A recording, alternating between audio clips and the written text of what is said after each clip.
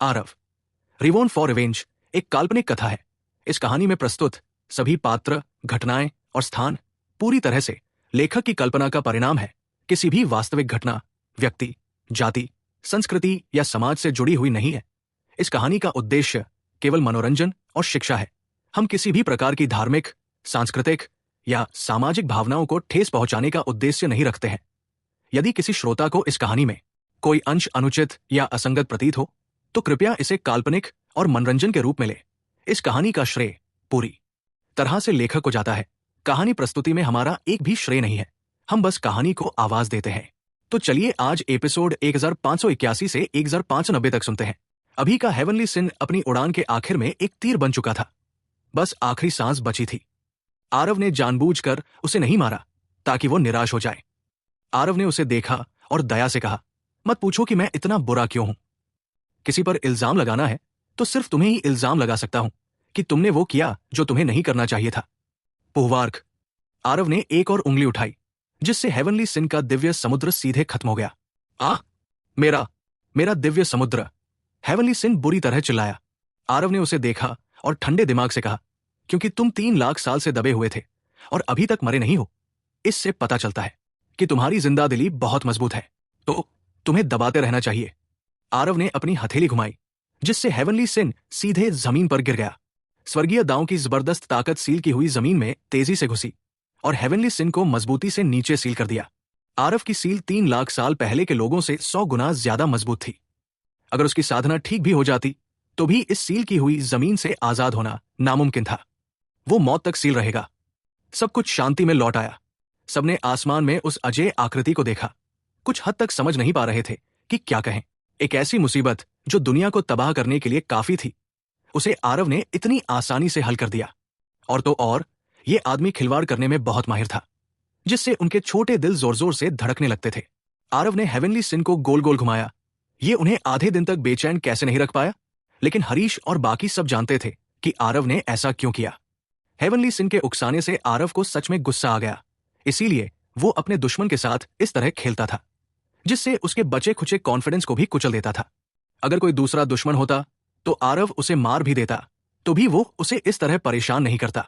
लेकिन देवस्वती की मौत असल में आरव के लिए इस जिंदगी का सबसे बड़ा अफसोस था। अब ये हेवनली सिन असल में इतना अंधा था, आरव की दूसरी प्रेमिका को छीनना चाहता था।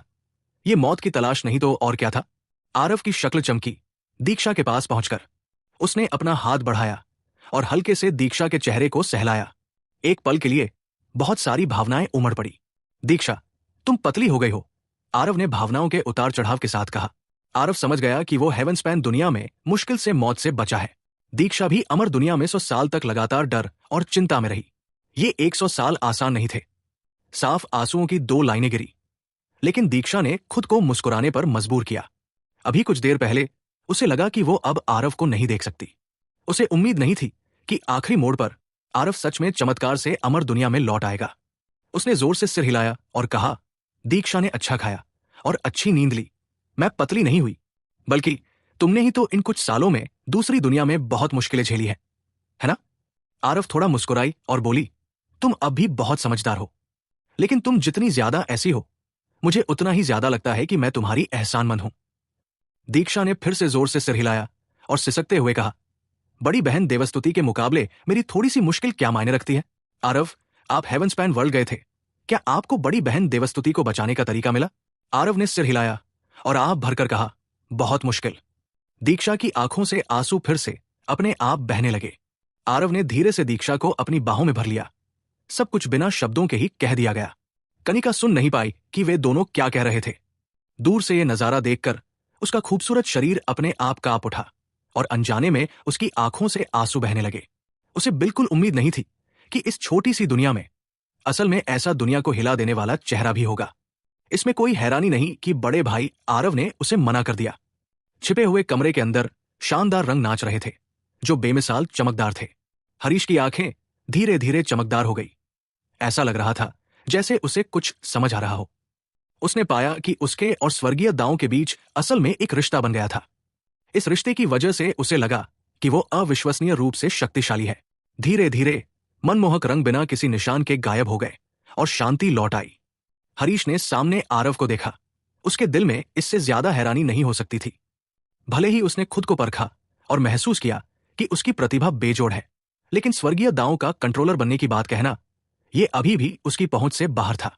लेकिन आरव ने असल में उसके और स्वर्गीय दांव के बीच एक रिश्ता बनाने में उसकी मदद की, जिससे वो एक कंट्रोलर बन गया। ये बच्चा आखिर किस लेवल पर पहुंच गया है? तुमने ये सब कैसे किया? हरीश ने गहरी सांस ली और पूछा। आरव मुस्कुराया और कहा, विश्व दमनकारी स्तंभ तुम्हारी सोच से भी ज्यादा शक्तिशाली है। ये सब विश्व दमनकारी स्तंभ की वजह से ही है कि आज मैं ये मुकाम हासिल कर पाया हूं। उसने हरीश को छोटे हेवनस्पैन माउंटेन के बारे में नहीं बताया। ऐसा नहीं था कि उसे हरीश पर भरोसा नहीं था, लेकिन इस तरह का स्वर्ग को हिला देने वाला रहस्य जानकर उसे कोई फायदा नहीं होता।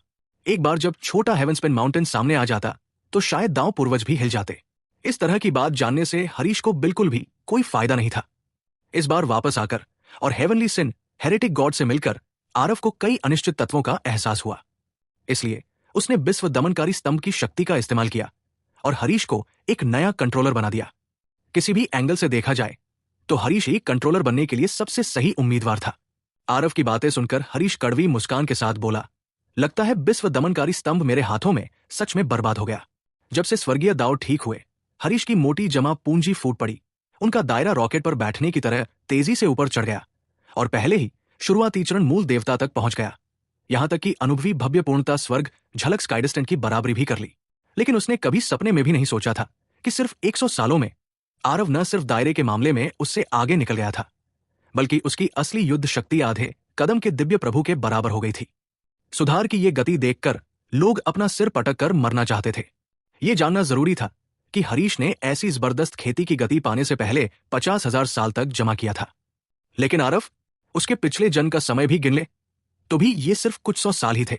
तुलना में ये अंतर सच में बहुत ज्यादा था। आरव मुस्कुराया और कहा, सीनियर, अमर उपवन क्षेत्र के मामले भविष्य में आप पर छोड़ दिए जाएंगे। इस बार लौटकर मैं दीक्षा, तेजस, फियरी इन सबको अपने साथ ले जा रहा हूं। आखिरकार ये जगह सिर्फ एक छोटी सी दुनिया है। इसके अलावा स्वर्गीय दांव अधूरा है और ये बहुत सीमित है। हरीश ने सिर हिलाया और कहा, तुमने जो कहा वो सही है। उनकी प्रतिभा के साथ अमर उपवन दुनिया में रहना सच में बहुत बड़ी बर्बादी है। ये बूढ़ा आदमी बूढ़ा हो गया है और ज्यादा दुख नहीं सह सकता। नहीं तो मैं निश्चित रूप से तुम्हारे साथ हेवनस्पैन दुनिया में जाना चाहता। आरव मुस्कुराया और कहा, सीनियर, निश्चिंत रहें। हेवनस्पैन दुनिया में मजबूत जगह बनाने के बाद मैं स्वाभाविक रूप से आपको और सीनियर स्काइडिस्टेंट सबको वहां ले आऊंगा। हरीश मुस्कुराया और कहा, तो मैं इस दिन का इंतजार करूंगा। इस बार वापस आकर तुम कितने समय तक रुकने का प्लान बना रहे हो? आरव ने कहा, मैं ज्यादा समय तक नहीं रुक सकता।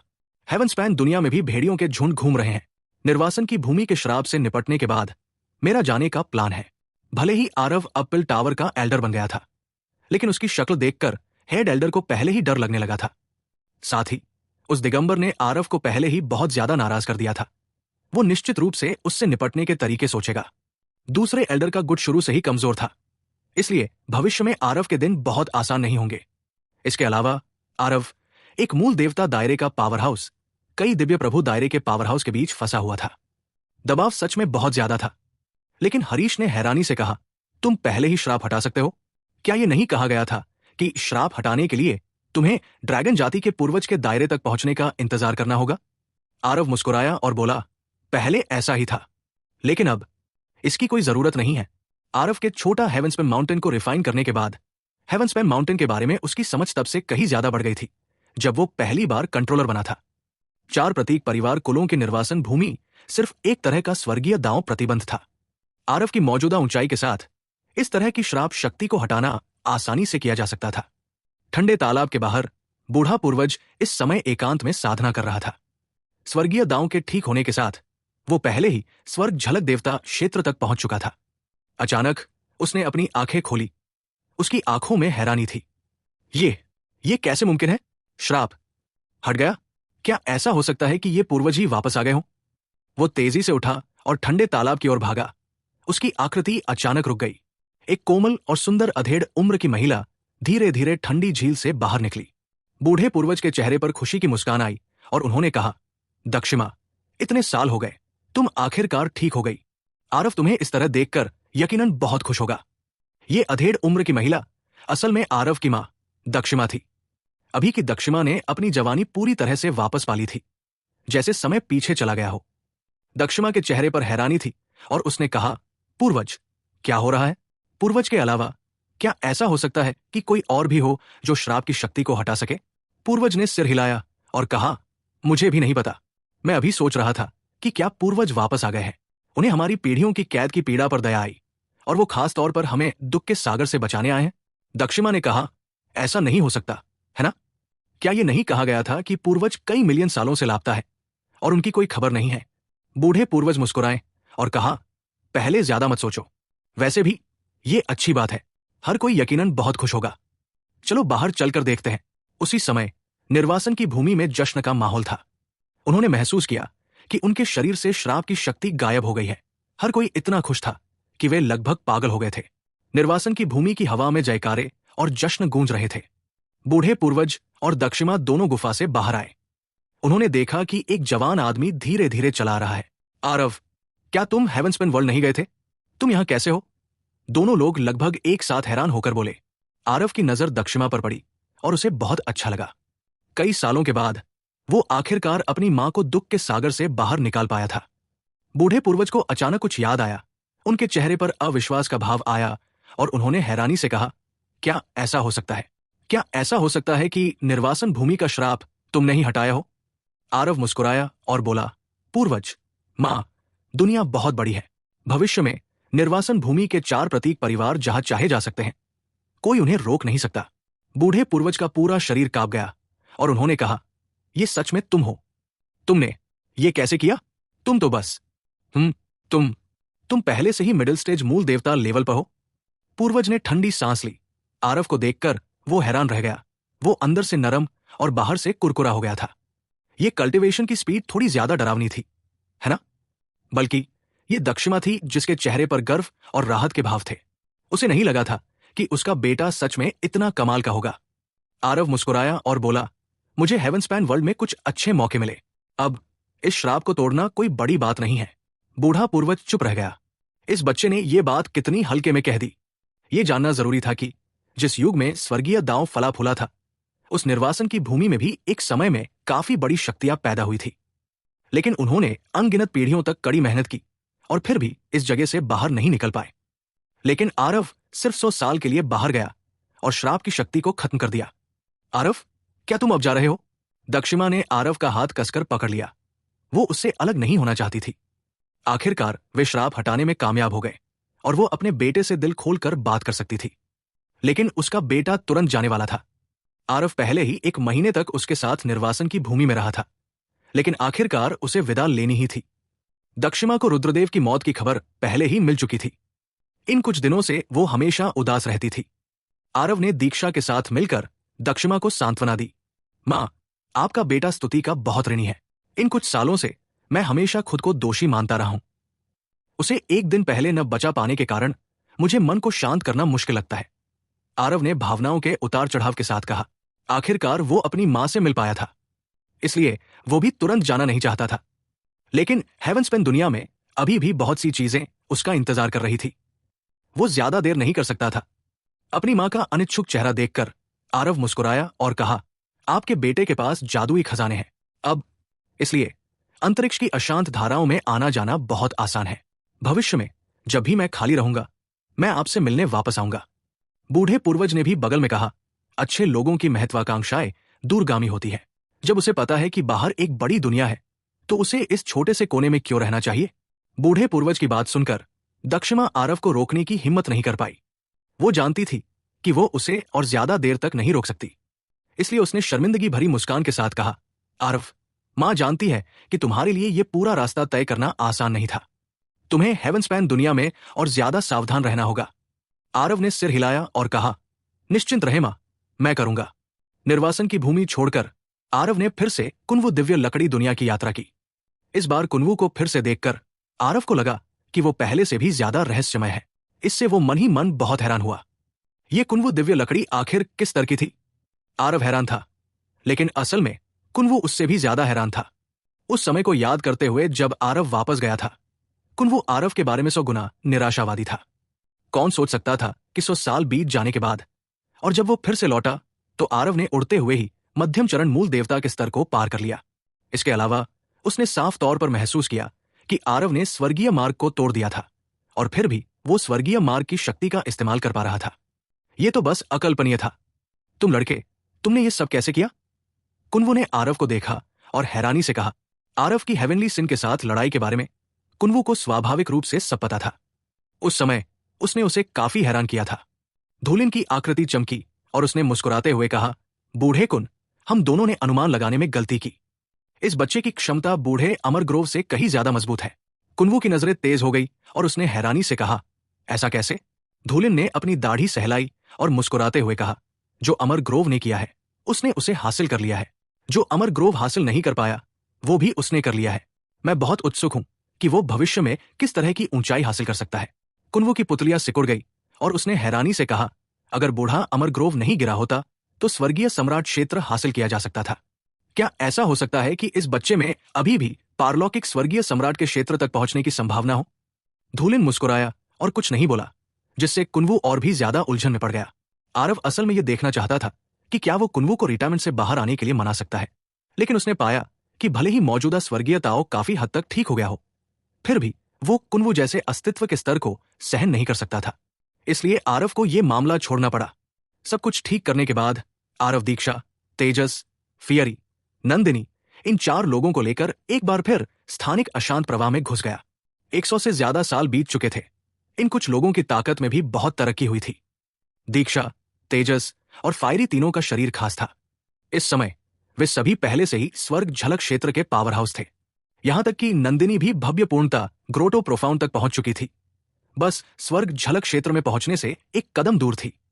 ये कुछ लोग हेवन स्पैन दुनिया में जा रहे थे और उनके चेहरे पर भी उत्साह था। आरा और कनिका को पकड़कर लगातार सवाल पूछ रहे थे, बिल्कुल 4 जिज्ञासु बच्चों की तरह। अमरग्रोव दुनिया में इतने लंबे समय तक रहने के बाद कनिका को पहले ही पता चल गया था कि आरव उससे इतनी सम्मानजनक दूरी क्यों बनाए रखता है। इसका लुक से कोई लेना देना नहीं था। वह दीक्षा को भी कोई वादा नहीं कर पाया था, तो उसे कैसे करता? इस तरह कनिका बहुत ज्यादा खुले विचारों वाली हो गई और उसका पूरा व्यक्तित्व भी काफी ज्यादा खुशमिजाज हो गया। लेकिन आरव छोटे मोटे के पास आया और मुस्कुराते हुए बोला, इस यात्रा में तुम्हें कुछ हासिल हुआ? छोटे मोटे ने आरव को एक नजर देखा और आप भरकर कहा, सच में सोच भी नहीं सकता, तुम्हारा भी इतना दुख भरा अतीत था। यह जगह आरव का होम टाउन था। लिटिल फैटी और बाकी लोग स्वाभाविक रूप से आरव के पिछले मामलों के बारे में बहुत उत्सुक थे। पूछने पर ही उन्हें पता चला कि आरव ने पिछले जन्म में अपने भाई के धोखे का सामना किया था और उसके पिता की हत्या हो गई थी। बाद में उसे अपनी प्रेमिका के अपनी दिव्य आत्मा को जलाने जैसी घटना का भी सामना करना पड़ा।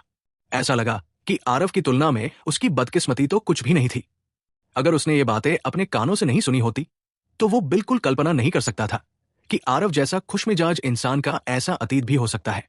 उसे आखिरकार आरव की कड़ी मेहनत भी समझ में आई। अपने दिल में बातों को याद करते हुए और खुद से पूछते हुए, अगर उसके पास आरव जैसे अनुभव होते तो शायद वो बहुत पहले ही एक हत्यारा पागल बन गया होता। लेकिन आरव ने न तो भगवान को और न ही दूसरे लोगों को दोष दिया। उसने अपनी मेहनत पर भरोसा किया और कदम कदम आगे बढ़ा। अपने पिता का बदला लिया और अपनी प्रेमिका के लिए जीवन की भीख मांगने दुनिया से लड़ने दूसरी दुनिया के लिए दौड़ पड़ी। इसके लिए कितनी इच्छा शक्ति की जरूरत पड़ी होगी। आरव ने इतना सब कुछ सिर्फ इसलिए किया ताकि वो खुद को फिर से संभाल सके। लिटिल फैटी ने आरव को कृतज्ञता से देखा। उसके चेहरे पर एक लंबे समय बाद मुस्कान आई और उसने कहा, आरव धन्यवाद। आरव हंसा और बोला, अब ठीक है, तुम्हारी इस मनहूस मुस्कान को देखकर मुझे पता चल गया था कि वो छोटा मोटा फिर से वापस आ गया है। पिल टावर के अंदर दिगंबर इस समय हेड एल्डर घनश्याम से आरव की कड़ी बुराई कर रहा था। हेड एल्डर, इस लड़के में क्या काबिलियत है? वो अचानक एल्डर कैसे बन सकता है? एक 3 स्टार किमिया देवता का पिल टावर का एल्डर बनना, अगर ये बात फैली तो क्या लोग मजाक नहीं उड़ाएंगे? हेड एल्डर चुपचाप सुनते रहे। उनके चेहरे पर कोई भाव नहीं था, न खुशी न दुख। जब दिगंबर ने बात खत्म की, हेड एल्डर घनश्याम ने एक पल सोचा और फिर धीरे से कहा, यह मामला सीधे ऊपर वालों ने तय किया है, इसलिए मुझे भी सारी डिटेल्स नहीं पता। मैं तुमसे पूछता हूं, उस बच्चे की ताकत कैसी है? दिगंबर ने गुस्से से कहा, धत, उसमें क्या ताकत हो सकती है? मेरी नजर में वो जानबूझकर चीजों को रहस्यमय दिखा रहा है। वो एक 3 स्टार किमिया देवता रहमान को टिप्स दे सकता है, कहने से ही लोगों को यकीन भी होना चाहिए। मुझे यकीन है कि ये सिर्फ शंभूजी ने दुश्मन को गुमराह करने के लिए जानबूझकर एक धोखे का जाल बिछाया है। रहमान ने बहुत पहले ही तरक्की कर ली होगी और इसे अब तक राज रखा होगा। इस बार पिल टावर के कंपटीशन में एक शानदार कारनामे से दुनिया को हैरान करने के लिए। बस किस्मत की बात है कि ये मेरे साथ हुआ और उन्होंने एक जाल बिछाकर मुझे फंसा लिया। अब तक दिगंबर को यकीन नहीं था कि आरव रहमान को एक ऊंची श्रेणी की सेवन एपर्चर क्वाइट एनेटमेंट पिल बनाने के लिए टिप्स दे सकता है। इस तरह की बात पूरी तरह से बेतुकी थी। हेड एल्डर की भौहें थोड़ी सिकुड़ी और उन्होंने कहा, तुम्हारा मतलब है कि यह बच्चा सिर्फ शंभूजी का एक मोहरा है जिसका इस्तेमाल हमें धोखा देने के लिए किया जा रहा है? दिगंबर ने सिर हिलाया और कहा, इस तरह की स्थिति के अलावा मैं और कोई संभावना सोच ही नहीं सकता। हालांकि हेड एल्डर, आपको सावधान रहना होगा। शंभूजी ने हाल ही में किमिया दांव में काफी तरक्की की होगी। वो पर्पल क्विल मैरो एक्सटर्मिनेशन का जहर, मैंने सुना है कि ये लाइलाज है, लेकिन उसने आरव के हाथों का इस्तेमाल करके इससे निपटा। हेड एल्डर सोचने लगे। आरव के आने से सच में उनके सारे इंतजाम गड़बड़ा गए थे, लेकिन उन्हें यह मानना पड़ा कि दिगंबर की चिंताएं बहुत वाजिब थी। इस बात से इनकार नहीं किया जा सकता कि इस आरव में जरूर कुछ ताकत थी, नहीं तो शंभूजी उसे नहीं चुनते। लेकिन यह कहना कि आरव इतना काबिल था कि वो एक 4 स्टार किमिया देवता को सलाह दे सके, उन्हें यकीन नहीं हुआ। यह मामला सीधे बड़े अधिकारियों ने तय किया है, मैं भी कुछ नहीं कह सकता। उस आरव में कितनी काबिलियत है हमें एक बार आजमाने पर पता चल जाएगा।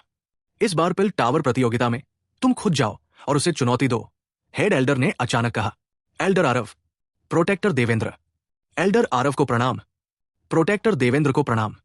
अंदरूनी शहर में घुसते ही काफी लोग थे जो खुद आगे बढ़कर आरव को प्रणाम करने आए, लेकिन आरव ने उनकी आंखों में असंतोष और तिरस्कार देखा।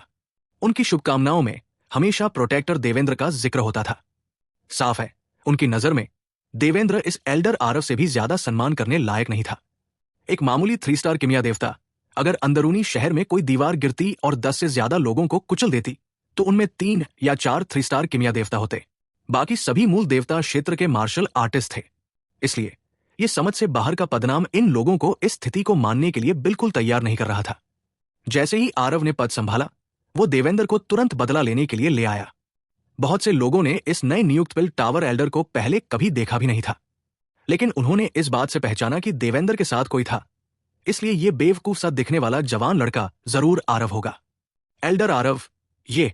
लेकिन बगल में देवेंद्र बेचैन था और अजीब तरह से बोला। आरव ने अपना हाथ हिलाया और हल्की मुस्कान के साथ कहा, प्रोटेक्टर देवेंद्र को घबराने की जरूरत नहीं है। इस तरह की स्थिति मैंने इसकी उम्मीद पहले से ही की थी। मैं इसे तुम पर कैसे निकाल सकता हूं?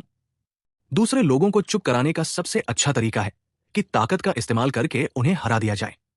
गुस्सा, इस तरह की भावना केवल दूसरों को आप पर नीचा दिखाएगी और दूसरों को आपका सम्मान नहीं करवाएगी। देवेंद्र ने अपना मुंह खोल दिया। उसे उम्मीद नहीं थी कि आरव ऐसे शब्द कहेगा। क्या ये एल्डर आरव सच में सिर्फ 100 साल से थोड़ा ज्यादा उम्र का था? बोलते समय उसकी आवाज में जवानी का जोश क्यों नहीं था? इसके बजाय वो बहुत समझदार लग रहा था। तर्क के हिसाब से आरव को इतनी कम उम्र में इतना ऊंचा दर्जा और ऐसे साधन मिले थे तो उसे थोड़ा बहुत घमंडी और लापरवाह होना चाहिए था। लेकिन वो आरव में इस तरह की कोई भावना बिल्कुल नहीं देख सका। जो वो देख सका वो केवल परिपक्वता और समझदारी थी। उसके हाथों में ज्ञान का मोती था। लोगों का समूह धीरे धीरे चला और बहुत जल्दी अंदरूनी शहर में आरव के लिए नियुक्त हवेली में पहुंच गया। अचानक सड़क के दोनों ओर से लोगों का एक बड़ा समूह बाहर निकला और सामने का दरवाजा कसकर बंद कर दिया। लेकिन इन लोगों में एक भी दिव्य प्रभु क्षेत्र का शक्तिशाली व्यक्ति नहीं था। वे असल में सभी मूल देवता क्षेत्र के युवा थे। उनकी उम्र आमतौर पर आरा के बराबर थी। देवेंद्र की भौहें तंग गई और उसने ठंडी आवाज में कहा, गांगुली, क्या तुम सब विद्रोह करना चाहते हो? जो आगे था वो जवान और हैंडसम था। उसकी ताकत पहले से ही आधे कदम दिव्य प्रभु थी। लेकिन गांगुली बेपरवाह था और उसने ठंडे दिमाग से कहा, रक्षक देवेंद्र, हम जानते हैं कि आपकी ड्यूटी कहाँ है, लेकिन अगर ये आदमी पिल टावर का एल्डर बनने जा रहा है तो मैं, गांगुली, सबसे पहले इस बात से सहमत नहीं हूं। जूनियर्स, क्या आप सब सहमत हैं? सहमत नहीं। हम सहमत नहीं हैं। अगर एक 3 स्टार किमिया देवता एल्डर बन सकता है तो क्या हमारा पिल टावर मजाक नहीं बन जाएगा? हाँ, मैं भी एक 3 स्टार किमिया देवता हूं, तो क्या मैं भी एल्डर बन सकता हूं? लोगों का ग्रुप चहकने लगा। भावनाएं बहुत ज्यादा थी। उनमें से कुछ इतने गुस्से में थे कि उनका चेहरा कानों तक लाल हो गया था। साफ तौर पर आरव के बारे में बिल्कुल भी सहमत नहीं थे। आखिरकार लेजेंड्स तो लेजेंड्स ही थे। अंदर के शहर में शंभूजी मास्टर और कुछ शिष्यों को छोड़कर किसी ने भी पहले आरव को एक्शन लेते हुए नहीं देखा था। इसलिए इन 3 स्टार किमिया देवताओं को यह यकीन दिलाना कि आरव कितना जबरदस्त था बहुत मुश्किल था। एल्डर की पोजीशन सिर्फ कुछ लेट स्टेज दिव्य प्रभु बड़े लोग ही ले सकते थे। एक 3 स्टार किमिया देवता बच्चा, किस आधार पर? देवेंद्र को इतना गुस्सा आया कि उसने अपने दांत पीसे। ये लोग बहुत ज्यादा बेशर्म और ढीठ थे, जो सच में आकर एक एल्डर पर सवाल उठाने की हिम्मत कर रहे थे। पिल टावर के इतिहास में ऐसा पहले कभी नहीं हुआ था। वहां कम से कम 100 लोग मौजूद थे। वे सभी पिल टावर की युवा पीढ़ी के सबसे बेहतरीन जीनियस थे। उनमें से काफी लोग पिल टावर के एल्डर्स और डीकन्स के शिष्य भी थे। ये गांगुली हेड एल्डर का पर्सनल शिष्य था, और वो पिल टावर के 3 स्टार शिष्यों में नंबर 1 व्यक्ति भी था। उसकी ताकत के बारे में कहा जा सकता था कि वो उसी रैंक के सभी लोगों को हरा सकता था।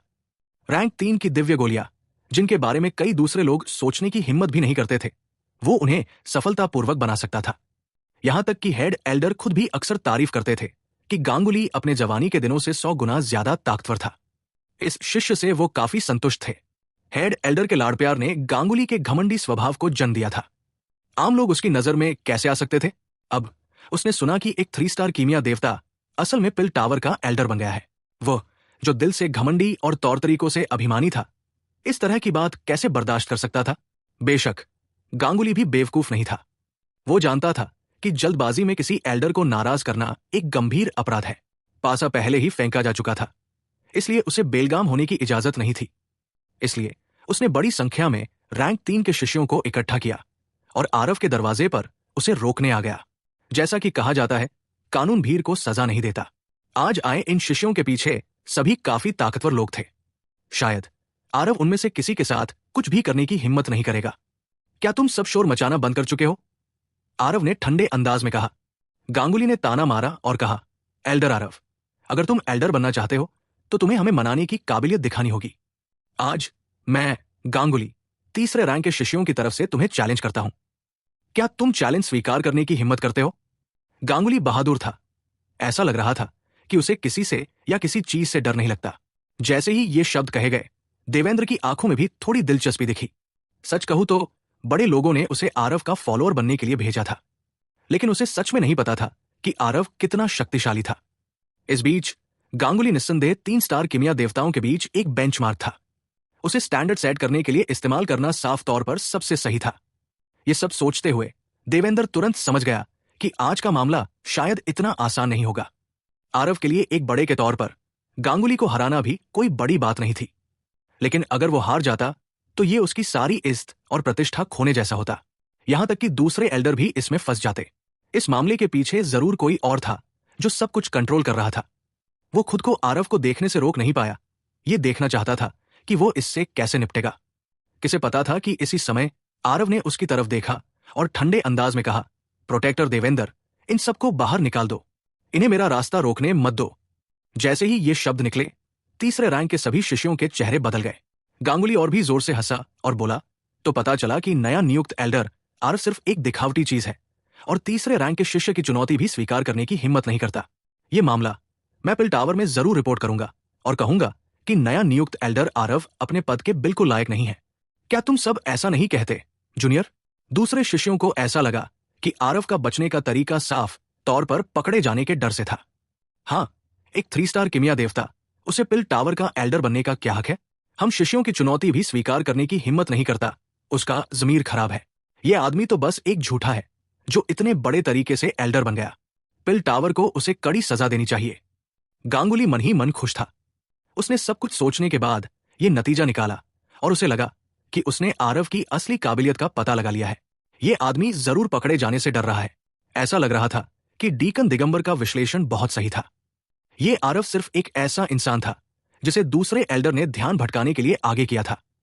प्रोटेक्टर देवेंद्र, तुम अभी भी किसका इंतजार कर रहे हो? कहीं ऐसा तो नहीं कि तुम चाहते हो कि मैं खुद एक्शन लूं? आरव ने ठंडी आवाज में कहा।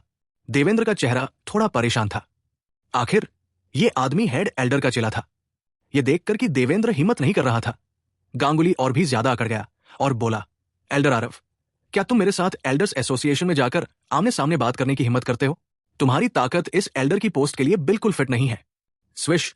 गांगुली खुद पर खुश हो रहा था, लेकिन तभी उसने अपनी आंखों के सामने एक धुंधलापन देखा और उसे सीधे बाहर फेंक दिया गया। गांगुली जमीन पर मुंह के बल गिरा और अपनी असली जगह से 100 फीट से ज्यादा दूर फिसल कर रुका। यह फेंकना बहुत जबरदस्त था। सब लोग हैरान थे। उस गांगुली को देख रहे थे जिसे बुरी तरह से फेंका गया था। उन्हें लगा कि उनकी आंखों को कुछ हो गया है। गांगुली एक हाफ स्टेप दिव्य प्रभु था। वो सच में पलटवार भी नहीं कर पाया और आरव ने उसे सीधे हवा में फेंक दिया। आउच! तुमने मुझे फेंकने की हिम्मत कैसे की? गांगुली दर्द से चिल्लाया और बोला। इस भीतरी शहर में आम एल्डर और डीकन भी उसके साथ ऐसा करने की हिम्मत नहीं करते थे, ये जानते हुए भी कि ये बच्चा झूठी काबिलियत से दूसरों को धोखा दे रहा था। आरव ने सच में उसे इस तरफ फेंकने की हिम्मत की। सबसे जरूरी बात, वो अभी पूरी तरह से तैयार नहीं था, इसीलिए आरव का अचानक हमला कामयाब हुआ। अगर असली मुकाबला होता तो वो आरव से बिल्कुल नहीं डरता, लेकिन दिक्कत ये थी कि वो पहले ही अपनी जूनियर लोगों के सामने अपनी सारी इज्जत खो चुका था। आरव की नजरें देवेंद्र की तरफ काफी ठंडेपन से देख रही थी और बाद वाले को अपने दिल में ठंडक महसूस हुई। एक जबरदस्त दबाव तुरंत उसके दिल में घुस गया। देवेंद्र को लगा कि यह बहुत अजीब था।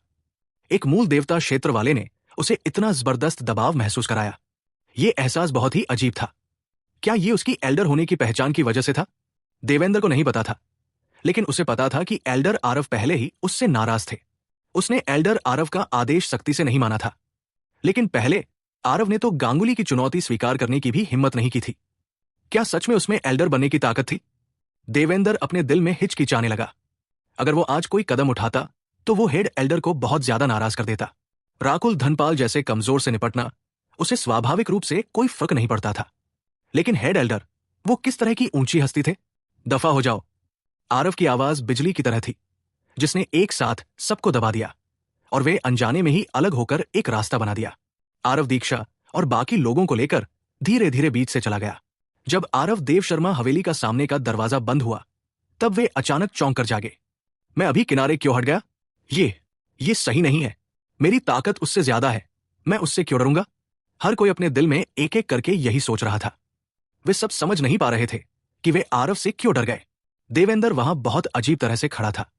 उसे पता था कि आरव का उसे साथ न लाना इस बात का संकेत था कि आरव उससे पहले से ही बहुत नाराज था। कड़वी हंसी हंसते हुए देवेंद्र मुड़ा और चला गया। जब ताकतवर देवता टकराते हैं तो छोटे भूत परेशान होते हैं। देवेंद्र ने कभी नहीं सोचा था कि वो एक दिन मूल देवता क्षेत्र के सामने एक छोटा भूत बन जाएगा। सीनियर ब्रदर गांगुली, क्या अब हमें क्या करना चाहिए? किसी ने गांगुली से धीरे से पूछा। गांगुली दहाड़ा, वापस जाओ। हम और क्या कर सकते हैं? क्या तुम बिना किसी इजाजत के किसी एल्डर के घर में घुसना चाहते हो? ये एक गंभीर अपराध है। गांगुली ने देव शर्मा मनोर के सामने के दरवाजे की तरफ देखा और नफरत से कहा, पिल टावर की प्रतियोगिता में अभी कुछ दिन बाकी है। मैं देखूंगा कि वो कब तक अकड़ दिखा सकता है। जब समय आएगा तो मैं उसे उसकी असली औकात दिखाऊंगा। देव शर्मा मनोर एक हवेली थी जिसे पिल टावर ने आरव के लिए तैयार किया था। ये शहर के अंदरूनी हिस्से में बहुत बड़े इलाके में फैली हुई थी। बुजुर्गों के हिस्से शहर के अंदरूनी हिस्से में सबसे अच्छे थे। हैं मास्टर आरव, आप अभी सच में बहुत कूल थे। वो गांगुली, उसकी आंखें आसमान पर रहती है। मुझे वो बहुत पहले से ही खटकता था।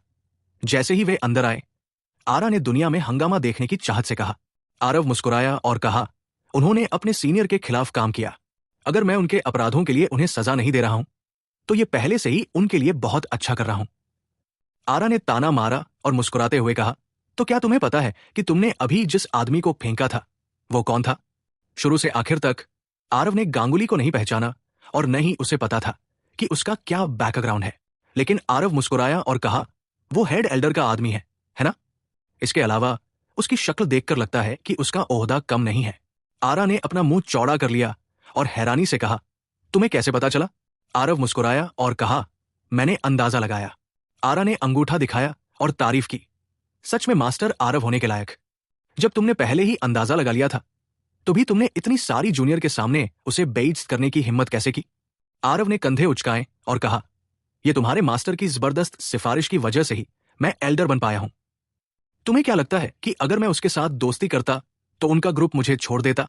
आरा खुद को खांसने से रोक नहीं पाई और बोली, बात तो सही है, लेकिन अगर मैं कहूं तो तुम्हें उससे पहले ही सहमत हो जाना चाहिए था और उसे अच्छा सबक सिखाना चाहिए था। उसे पता चले कि हमेशा कोई ना कोई बेहतर होता है। इसके अलावा तुम अपनी ताकत भी दिखा सकते हो इस नई नियुक्त एल्डर की। आरव हंसा और बोला, शायद देवेंद्र भी ऐसा ही सोचता है। हालांकि मुझे एक्शन लेने और उसे सबक सिखाने के लिए उसके पास क्या क्वालिफिकेशन है? उसके खिलाफ जीतने से मुझे कुछ नहीं मिलेगा। अगर हार गया, उफ, ये तो नामुमकिन है। आसपास के कुछ लोग आरव की बात सुनकर हंस पड़े। हाँ, आरव गांगुली से कैसे हार सकता था? लेकिन थोड़ी देर हंसने के बाद आरा ने कहा, लेकिन अगर ऐसा हुआ तो बाहर वाले तुम्हारी ताकत के बारे में और भी बहुत कुछ कहेंगे, कि तुम एल्डर का पद संभालने के लिए नाकाफी हो। शायद हेड एल्डर इस मौके का फायदा उठाकर एक्शन लेगा। आरव मुस्कुराया और बोला, अगर मुझे एक्शन लेना भी पड़ा तो भी वो मैं एक्शन नहीं लूंगा। पिल टावर के कंपटीशन में तुम्हें उस बदमाश को मेरी तरफ से जोरदार थप्पड़ मारना होगा। आरा डर गई और जल्दी से हाथ हिलाकर बोली, मैं नहीं कर सकती, मैं नहीं कर सकती। तुम्हें इस बात का अंदाजा नहीं है, क्योंकि तुम्हारी नजर में गांगुली कुछ भी नहीं है, लेकिन मेरी नजर में वो एक बहुत शक्तिशाली देवता जैसा अस्तित्व है। 3 स्टार किमिया देवता के क्षेत्र में वो लगभग अजय है। आरव ने मुंह बनाया और तिरस्कार से कहा, अजय? हुर हुर, इस दुनिया में कौन कह सकता है कि वो अजय है? यहां तक कि मेडिसिन पूर्वज उस तरह का अस्तित्व, भले ही उसके कोई उदाहरण न हो, कौन गारंटी दे सकता है कि कोई ऐसा नहीं होगा जो उसे दोहरा सके? दाव क्षेत्र में पहुंचने के बाद मुझे लगो तुच्छता का और भी ज्यादा एहसास होता है। वो क्या चीज है? आरा चुप हो गई और बोली, तुम्हारे लिए बातें करना आसान है। तुम्हारे क्षेत्र में पहुंचकर बेशक तुम जो चाहो कह सकते हो, लेकिन मैं सच में उसका मुकाबला नहीं कर सकती। आरव ने ठंडे अंदाज में कहा, आराम करो। आज से मैं तुम्हें 10 दिनों के लिए स्पेशल ट्रेनिंग दूंगा। 10 दिनों के बाद तुम्हें उस गांगुली का चेहरा मेरे लिए कुचल कर बराबर करना होगा। देवेंद्र, क्या मैंने तुम्हारे लिए एल्डर आरव का फॉलोअर बनने का इंतजाम नहीं किया था? तुम वापस क्यों आ गए? देवेंद्र के जाने के बाद वो सीधे मार्शल टावर वापस चला गया। वो रास्ते भर सोचता रहा और उसने ध्यान नहीं दिया कि वहां कोई था। सिर उठाकर देखने पर वो ठीक वही डीकन शंकर था जिसने इस बार उसका मिशन तय किया था। दूसरे पक्ष को पूछते हुए देखकर देवेंद्र कड़वी मुस्कान के साथ बोला, मैं शायद अब उसका फॉलोअर नहीं बन पाऊंगा। शंकर की भौहें ऊपर उठीं और उसने हैरानी से कहा, क्या हो रहा है? क्या तुम्हें पता है, इस ड्यूटी के लिए बहुत से लोग लड़ रहे हैं। पिल टावर के एल्डर का फॉलोअर बनना सिर्फ इज्जत की बात नहीं थी, बल्कि ये अपनी ताकत को लगातार ऊंचा उठाने की सीढ़ी भी थी। एक पिल टावर एल्डर जब खुश होता था तो कुछ दवाइयां बना देता था, जिससे फॉलोअर दशकों से लेकर एक सदी तक फायदा उठा सकता था। इस तरह के काम के लिए स्वाभाविक रूप से बहुत से लोग लड़ रहे थे।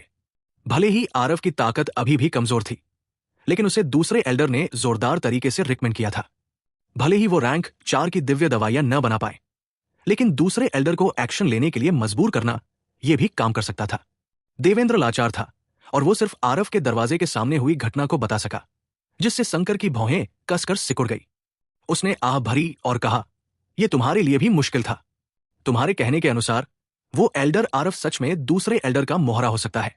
इस मामले में अगर तुम हिस्सा न लेने का विकल्प चुन सकते हो तो हिस्सा मत लो। पिल टावर प्रतियोगिता पिल टावर का सबसे बड़ा इवेंट था। शिष्यों से लेकर एल्डर्स तक सभी को हिस्सा लेना होता था। पिल टावर में एंट्री के लिए जगह पाने के लिए मुकाबला करना होता था। पिल टावर नवसारी शाही शहर का एक गुट था और साथ ही एक कल्टिवेशन टावर भी था जिसकी हर कोई इच्छा रखता था। मार्शल टावर भी वैसा ही था। हर पिल टावर प्रतियोगिता में पिल टावर में एंट्री के लिए जगह पाने के लिए एल्डर्स भी अपना सिर खपाते थे। पिल मार्शल ट्विन टावर्स पूरे नवसारी शाही शहर की सबसे खूबसूरत इमारतें थी। पूरा नवसारी इंपीरियल सिटी, चाहे किसी भी एंगल से देखो, कोई भी उन ट्विन टावरों को देख सकता था जो बादलों में एक साथ खड़े थे। इस समय पिल टावर के नीचे लोग एक बहुत बड़े प्लाजा में इकट्ठा हुए थे। पिल टावर प्रतियोगिता और मार्शल टावर प्रतियोगिता दोनों ही बड़े इवेंट थे, जिनमें अंदरूनी शहर के साथ साथ पूरे नवसारी शाही शहर का भविष्य भी जुड़ा था। इसलिए इस पर ध्यान देना स्वाभाविक रूप से बहुत ज्यादा था। अचानक भीड़ में से किसी ने चिल्लाकर कहा, तुम लोग जल्दी देखो, बड़े लोग बाहर आ गए हैं। पिल टावर के पास प्लाजा के एक कोने में एक बहुत ऊंचा ग्रैंड स्टैंड अस्थायी रूप से बनाया गया था। यह खास तौर पर बड़े लोगों के लिए तैयार किया गया था। यहां तक कि उन डीकनों के पास भी यहां बैठने की क्वालिफिकेशन नहीं थी। इस समय एल्डर लोग एक लाइन में अंदर आए। हर कोई अपनी अपनी सीट ढूंढकर बैठ गया। दिगंबर अपने दिल में बहुत गुस्सा था। ऊपर बैठे दूसरे लोगों की क्वालिफिकेशन के बारे में उसे यकीन था, लेकिन ये आरव उसे ऐसा लग रहा था जैसे उसने मक्खी खाली हो। इसके साथ उसने सच में उसके सिर पर चढ़कर टट्टी और पेशाब कर दिया था। तुम सब देखो, वो नया नियुक्त किया गया एल्डर आरव है। कितना जवान है। सिर्फ जवान ही नहीं, वो तो बस एक छोटा बच्चा है। पिल टावर के कई 3 स्टार किमिया देवता चेले उससे सैकड़ों साल बड़े हैं। अस्कत्स का सच में इंसान को उसके लुक से जज नहीं कर सकते। बस पता नहीं उसका असली स्टैंडर्ड कैसा है। मैंने सुना है कि उसने गांगुली की चुनौती को मना कर दिया। हे, डर गया है ना? अब सब कहते हैं कि वो दूसरे एल्डर का मोहरा है, मुझे लगता है कि ऐसा ही होगा। हाँ, इतना छोटा बच्चा, क्या उसके पास एल्डर बनने की क्वालिफिकेशन हो सकती है? ये तो बकवास है। आरव का एल्डर्स के ग्रुप में शामिल होना सच में थोड़ा अजीब लग रहा था। दूसरे एल्डर्स की तुलना में वो काफी अजीब तरह से जवान था। यहां तक कि ज्यादातर चेले भी आरव से बहुत बड़े थे। ऐसी स्थिति होने पर स्वाभाविक रूप से कई लोगों को अपने दिल में बहुत अजीब लगा। बेशक सबसे ज्यादा बेचैन गांगुली था। उसने ऊपर आरव को देखा और अपने दिल में लगातार मुस्कुरा रहा था। तुम अभी खुश हो लो, आज मैं तुम्हें सबके सामने चैलेंज करने वाला हूं। मुझे विश्वास नहीं है कि तुम बच पाओगे। गांगुली ने अपने दिल में ठंडे होकर मुस्कुराया। सभी तैयारियां पूरी होने के बाद गांगुली धीरे धीरे लाइन से बाहर निकला और घनश्याम से हाथ जोड़कर कहा, हेड एल्डर, मैंने सुना है कि नए नियुक्त एल्डर आरव की किमिया ताकत जबरदस्त है। ये चेला काबिल नहीं है और उनसे गाइडेंस लेना चाहता है। यहाँ काफी सारे चेले मौजूद हैं। मुझे लगता है कि हर कोई एल्डर आरव की शानदार पर्सनैलिटी देखना चाहता है। इसे इस बार के कॉम्पिटिशन के लिए वार्म अप समझ लीजिए। सबको साफ तौर पर उम्मीद नहीं थी कि गांगुली सच में ये चाल चलेगा, इतने सारे लोगों के सामने आरव को चैलेंज करेगा। अगर आरव अभी भी चैलेंज एक्सेप्ट नहीं करता तो शायद ये सही नहीं होगा, है ना? हालांकि वे भी सच में बहुत उत्सुक थे कि आरव की असली ताकत कैसी है। एक पल के लिए सभी की नजरें आरव की ओर मुड़ गई, ये देखने के लिए कि वो इस स्थिति से कैसे निपटेगा। घनश्याम ने आरव को मतलब भरी नजर से देखा और कहा, एल्डर आरव, अभी शाही शहर में आपके खिलाफ बहुत ज्यादा आलोचना हो रही है। बहुत से लोग कहते हैं कि आप जवान हैं और एल्डर का पद संभालने के लिए काबिल नहीं है। कुछ लोग ये भी कहते हैं कि आप सिर्फ एक 3 स्टार किमिया देवता है और एल्डर बनने के लायक नहीं है। क्यों ना इस मौके का फायदा उठाकर सबको अपनी काबिलियत दिखाएं। इन दोनों लोगों ने एक साथ सुर मिलाया और सीधे आरव को कोने में धकेल दिया। काफी सारे एल्डर, डीकन और प्रोटेक्टर सब ये मजाक देख रहे थे। आखिर आरव का इतनी अचानक सामने आना उन्हें बिल्कुल भी यकीन नहीं दिला रहा था। हाँ, एल्डर आरव, कुछ हुनर दिखाइए और हमें भी अपनी सितज बढ़ाने का मौका दीजिए। एल्डर आरव को कम उम्र में ही कामयाबी मिली है। उनमें जरूर कुछ ऐसी बातें होंगी जिनमें वो दूसरों से बेहतर है। क्यों ना इस मौके का फायदा उठाएं और हमें भी सीखने दे। डीकन और प्रोटेक्टर का ग्रुप चाहता था कि दुनिया में अफरातफरी मच जाए। सब सहमत थे। दूसरे एल्डर को लड़ना पसंद नहीं था और हेड एल्डर ने हमेशा उन्हें अलग थलग रखा था। मौजूद डीकन और प्रोटेक्टर में से ज्यादातर हेड एल्डर के लोग थे। वे स्वाभाविक रूप से यहां मजाक देखने आए थे। आरव ने मन ही मन में ताना मारा और अचानक पूछा, हेड एल्डर, ये गांगुली आपका शिष्य है ना? घनश्याम ने सिर हिलाया और कहा, हाँ, सही है। आरव ने अचानक ठंडी सांस ली और कहा, हेड एल्डर, आपका ये शिष्य भी नियमों से बहुत अनजान है। कुछ दिन पहले की बात, मुझे लगता है कि हेड एल्डर को इसके बारे में पता होगा, है ना? एक मामूली 3 स्टार शिष्य, उसे इस एल्डर को चुनौती देने का क्या हक है? आज इतने सारे लोगों के सामने उसने बस उन बातों को थोड़ा अच्छे शब्दों में कहा। क्या ये मुझे पद छोड़ने के लिए मजबूर करना चाहता है? हेड एल्डर, आज इस मिसाल के बाद भविष्य में मौजूद सभी एल्डर्स की क्या इस तरह जाएगी? गांगुली का गला रुंध गया, उसका चेहरा लाल हो गया। इसी तरह 3 स्टार किमिया देवता, वो आरव से 2 छोटे लेवल ऊपर था, लेकिन उसके एक ही जवाब ने उसे खत्म कर दिया। स्टेटस में बहुत ज्यादा फर्क था। आरव ने अचानक उसके लिए मुश्किलें खड़ी कर दी, जिससे घनश्याम हैरान रह गया। उसने सोचा नहीं था कि आरव, एक जवान लड़का, असल में बाटटू चालें और चालाकियां जानता है और लोगों को हालात से दबा रहा है। भले ही ये बातें टालने जैसी लग रही थी, लेकिन उसे सच में जवाब देने के लिए शब्द नहीं मिल रहे थे। अगर लेवल के हिसाब से देखें तो गांगुली आरव को चैलेंज करने के लिए काफी था, लेकिन स्टेटस के हिसाब से गांगुली आरव के जूते उठाने के लायक भी नहीं था। आज ये बातें कहना अपने से बड़ों की बात न मानना था। लेकिन इस तरह घनश्याम को और भी यकीन हो गया कि आरव पक्का एक सजावटी तकिया है जो चैलेंज स्वीकार करने की हिम्मत नहीं कर रहा। घनश्याम का रिएक्शन भी तेज था। उसने तुरंत दिगंबर को देखा। दिगंबर समझ गया, उठा और बोला, आरव, मुझे हैरानी है कि क्या इस बूढ़े आदमी में तुम्हें चैलेंज करने की काबिलियत है? बदतमीजी। जैसे ही उसकी आवाज धीमी हुई, आरव ने तुरंत हमला किया और ठंडी आवाज में कहा, तुम कौन होते हो जो इस एल्डर को सीधे नाम से बुलाने की हिम्मत करते हो? दिगंबर का चेहरा सुअर के जिगर जैसा हो गया। एक छोटे लड़के ने, जो उसके पोते की उम्र का भी नहीं था, उसे इस तरह कहा, वो सच में पागल हो रहा था। दिगंबर को इस बात का भरोसा था कि वो घनश्याम का भरोसेमंद है और आमतौर पर वो आम एल्डरों को भी गंभीरता से नहीं लेता था, सीधे उनके नाम से बुलाता था। उसकी सीनियरिटी उन बड़ों से भी ज्यादा थी। अपनी सीनियरिटी का थोड़ा फायदा उठाकर किसी ने कुछ कहने की हिम्मत नहीं की। किसे पता था कि आज आरव ने असल में सीधे इसी बात का इस्तेमाल किया। आरव का चेहरा गंभीर था और उसने घनश्याम से कहा, हेड एल्डर, मुझे लगता है कि हमारे पिल टावर को ठीक से रिर्गेनाइज किया जाना चाहिए। क्या अभी भी पदक्रम का कोई सम्मान है? मैं क्यों ना एल्डर्स की मीटिंग बुलाकर इस समस्या पर अच्छे से चर्चा करूं और कोई समाधान निकालूं? घनश्याम ने अभी अपना मुंह खोला भी नहीं था कि शंभूजी, जो पूरे समय आंखें बंद करके आराम कर रहे थे, अचानक बोल पड़े। इस पदक्रम पर ठीक से चर्चा होनी चाहिए। बात खत्म करके उन्होंने फिर से अपनी आंखें बंद कर ली, जैसे उन्होंने कुछ कहा ही न हो। जैसे ही दूसरे एल्डर ने मुंह खोला, उनकी बात का असर अलग था। आज के मामले को बहाना बनाकर एल्डर्स की मीटिंग बुलाना गलत नहीं लग रहा था। हेड एल्डर का खानदान तानाशाह की तरह व्यवहार करने का आदी था और दूसरे एल्डर्स को बिल्कुल भी भाव नहीं देता था। पदक्रम की अवधारणा असल में बहुत पहले ही कमजोर हो चुकी थी। यह स्वाभाविक रूप से घनश्याम को डरा नहीं सकता था, लेकिन इससे घनश्याम अपने दिल में चुपके से सतर्क हो गया। यह आरव आसान नहीं था। इस बच्चे का स्टाइल शंभूजी से बिल्कुल अलग था, बहुत परेशानी वाला। अचानक घनश्याम ने मुंह खोला और कहा, डीकन दिगंबर, तुमने एल्डर आरव से माफी क्यों नहीं मांगी? दिगंबर गुस्से में था। कहा जा सकता है कि उसका बूढ़ा चेहरा हेड एल्डर को छोड़कर किसी को भी भाव नहीं देता था। उसे उम्मीद नहीं थी कि आज उसे एक छोटे से बच्चे के सामने सिर झुकाना पड़ेगा, लेकिन अगर उसने अब सिर नहीं झुकाया तो यह पूरी एल्डर्स एसोसिएशन को चुनौती देने जैसा होगा। यह अपराध वो नहीं कर सकता था। अगर बात सच में बिगड़ गई तो उसे बिल्कुल कुछ नहीं मिलेगा। दिगंबर ने दांत पीसे और कहा, एल्डर आरव। अभी दिगंबर ही जल्दबाजी में था। एल्डर आरव, कृपया बुरा न माने। जब उसने एल्डर आरव 2 शब्द कहे तो उसे अपने पूरे शरीर पर रोंगटे खड़े होने जैसा महसूस हुआ। यह सच में बहुत असहज था। जब दूसरों ने यह नजारा देखा तो एक अजीब सी बात थी। दिगंबर इतने बूढ़े थे कि लगभग ताबूत में जाने वाले थे, लेकिन उन्होंने इतने छोटे एल्डर से औपचारिक रूप से माफी मांगी। एक अजीब सी बेमेल भावना थी।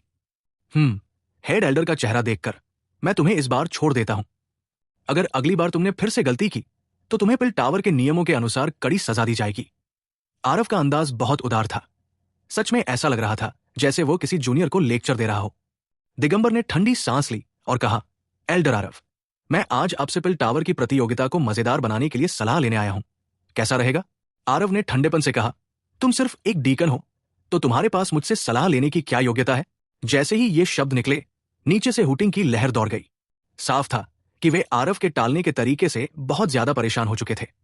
हमेशा एक एल्डर की पहचान का इस्तेमाल करके लोगों पर दबाव डालना, यह जनता को समझाना भी बहुत मुश्किल था। जब दिगंबर ने यह नजारा देखा तो वो मन ही मन बहुत खुश हुए बिना नहीं रह सके। दिगंबर ठंडे होकर मुस्कुराए और कहा, है एल्डर आरव सिर्फ एक 3 स्टार कीमिया देवता है। यह बूढ़ा आदमी कितना भी कमजोर क्यों न हो, मैं भी एक मिडिल रैंक का 4 स्टार कीमिया देवता हूं। क्या ऐसा हो सकता है कि मैं आपका प्रतिद्वंदी बनने के योग्य नहीं हूं? या फिर ऐसा है कि आप बिना किसी असली योग्यता के सिर्फ पद पर बैठे हैं और चुनौती स्वीकार करने की हिम्मत ही नहीं करते? हुटिंग का सामना करते हुए आरव ने बिल्कुल परवाह नहीं की और तिरस्कार से कहा, अगर मैं तुम्हें भी नहीं हरा सकता तो मेरे पास एल्डर होने की क्या योग्यता है? छोड़ो, जब तुम सब इस एल्डर की ताकत देखना चाहते हो तो मैं तुम सबको संतुष्ट करूंगा। दिगंबर ने हैरानी वाला भाव दिखाया। उसने तो यह भी सोचा था कि आरव आखिर तक जिद्दी रहेगा और उसने कहानियों का पूरा बंडल तैयार कर लिया था। उसे उम्मीद नहीं थी कि आरव सच में मान जाएगा। हो तो एल्डर आरव, कृपया सलाह दे। दिगंबर ने हाथ जोड़कर मुस्कुराते हुए कहा। उसे नहीं लगा था कि आरव उसे हरा पाएगा। अगर वो एक 3 स्टार कीमिया देवता को भी नहीं हरा पाया तो ये जिंदगी भी बेकार थी। हालांकि आरव ने कहा, मैंने कब कहा कि मैं तुमसे मुकाबला करने वाला हूं? दिगंबर जम गया, लेकिन उसने देखा कि आरव ने घनश्याम के सामने हाथ जोड़े और कहा, हेड एल्डर, जब से मैंने इंपीरियल सिटी में कदम रखा है, इस आरव ने सुना है कि आपका कीमिया दाव बहुत जबरदस्त है। इस नवसारी शाही शहर में कोई आपको नहीं हरा सकता। ये आरव नाकाबिल है और आज हेड एल्डर को चुनौती देना चाहता है। मुझे हैरानी है, हेड एल्डर को इसके बारे में कैसा लगता है? सब लोग हैरान रह गए। ये लड़का हेड एल्डर को चुनौती देने वाला था? वो पागल था, है ना? पूरे नवसारी शाही शहर में सेकंड एल्डर के अलावा सच में कोई और भी था जिसने हेड एल्डर को चुनौती देने की हिम्मत की। हेड एल्डर और सेकंड एल्डर नवसारी शाही शहर में सबसे ऊंचे दर्जे के लोग थे। वे कीमिया दावों के सबसे बड़े लीडर थे। बाकी एल्डर बिल्कुल भी उन दोनों के लेवल के नहीं थे। एक मामूली सा 3 स्टार कीमिया देवता सच में सीधे हेड एल्डर को चुनौती देने की हिम्मत कर रहा था। सेकंड एल्डर शंभूजी के होठों के कोनों पर बस एक हल्की सी मुस्कान आई। उसे अचानक पता चला कि आरव का आना उसके लिए एक खुशखबरी थी। जिन चीजों में वो अच्छा था, आरव उनमें ज्यादा माहिर था। जिन चीजों में वो अच्छा नहीं था, आरव उनमें भी माहिर था। ज्यादातर लोग यही सोचते कि आरव अपनी काबिलियत को ज्यादा आंक रहा है। लेकिन वो जानता था कि अगर आरव का मुकाबला घनश्याम से हुआ तो वो पक्का दूसरे पक्ष को पूरी तरह हरा देगा। उसने और घनश्याम ने इतने सालों तक लड़ाई की थी। वो घनश्याम की ताकत के बारे में सब कुछ जानता था। आरव की ये चाल सच में बहुत शानदार थी। अगर घनश्याम मान जाता तो वो पक्का हार जाता। उस समय घनश्याम की इज्जत मिट्टी में मिल जाती। अगर घनश्याम अपनी पहचान का फायदा उठाकर मना कर देता तो आरव भी इसका फायदा उठाकर दूसरे पक्ष की परेशानी से छुटकारा पा सकता था। अगर घनश्याम समझदार होता तो उसे अब आरव के साथ बराबरी पर नहीं रहना चाहिए था, नहीं तो आज उसकी बहुत बुरी हार होती। घनश्याम भी जम गया और तुरंत हंसकर बोला, ओ एल्डर, आरव सच में इस बूढ़े आदमी को चुनौती देना चाहता है? सच में जवान लोग निडर होते हैं। अगर ये बूढ़ा आदमी इससे बचता और तुमसे लड़ाई नहीं करता तो शायद आज सबका जोश ठंडा पड़ जाएगा। ठीक है, ये बूढ़ा आदमी मान गया।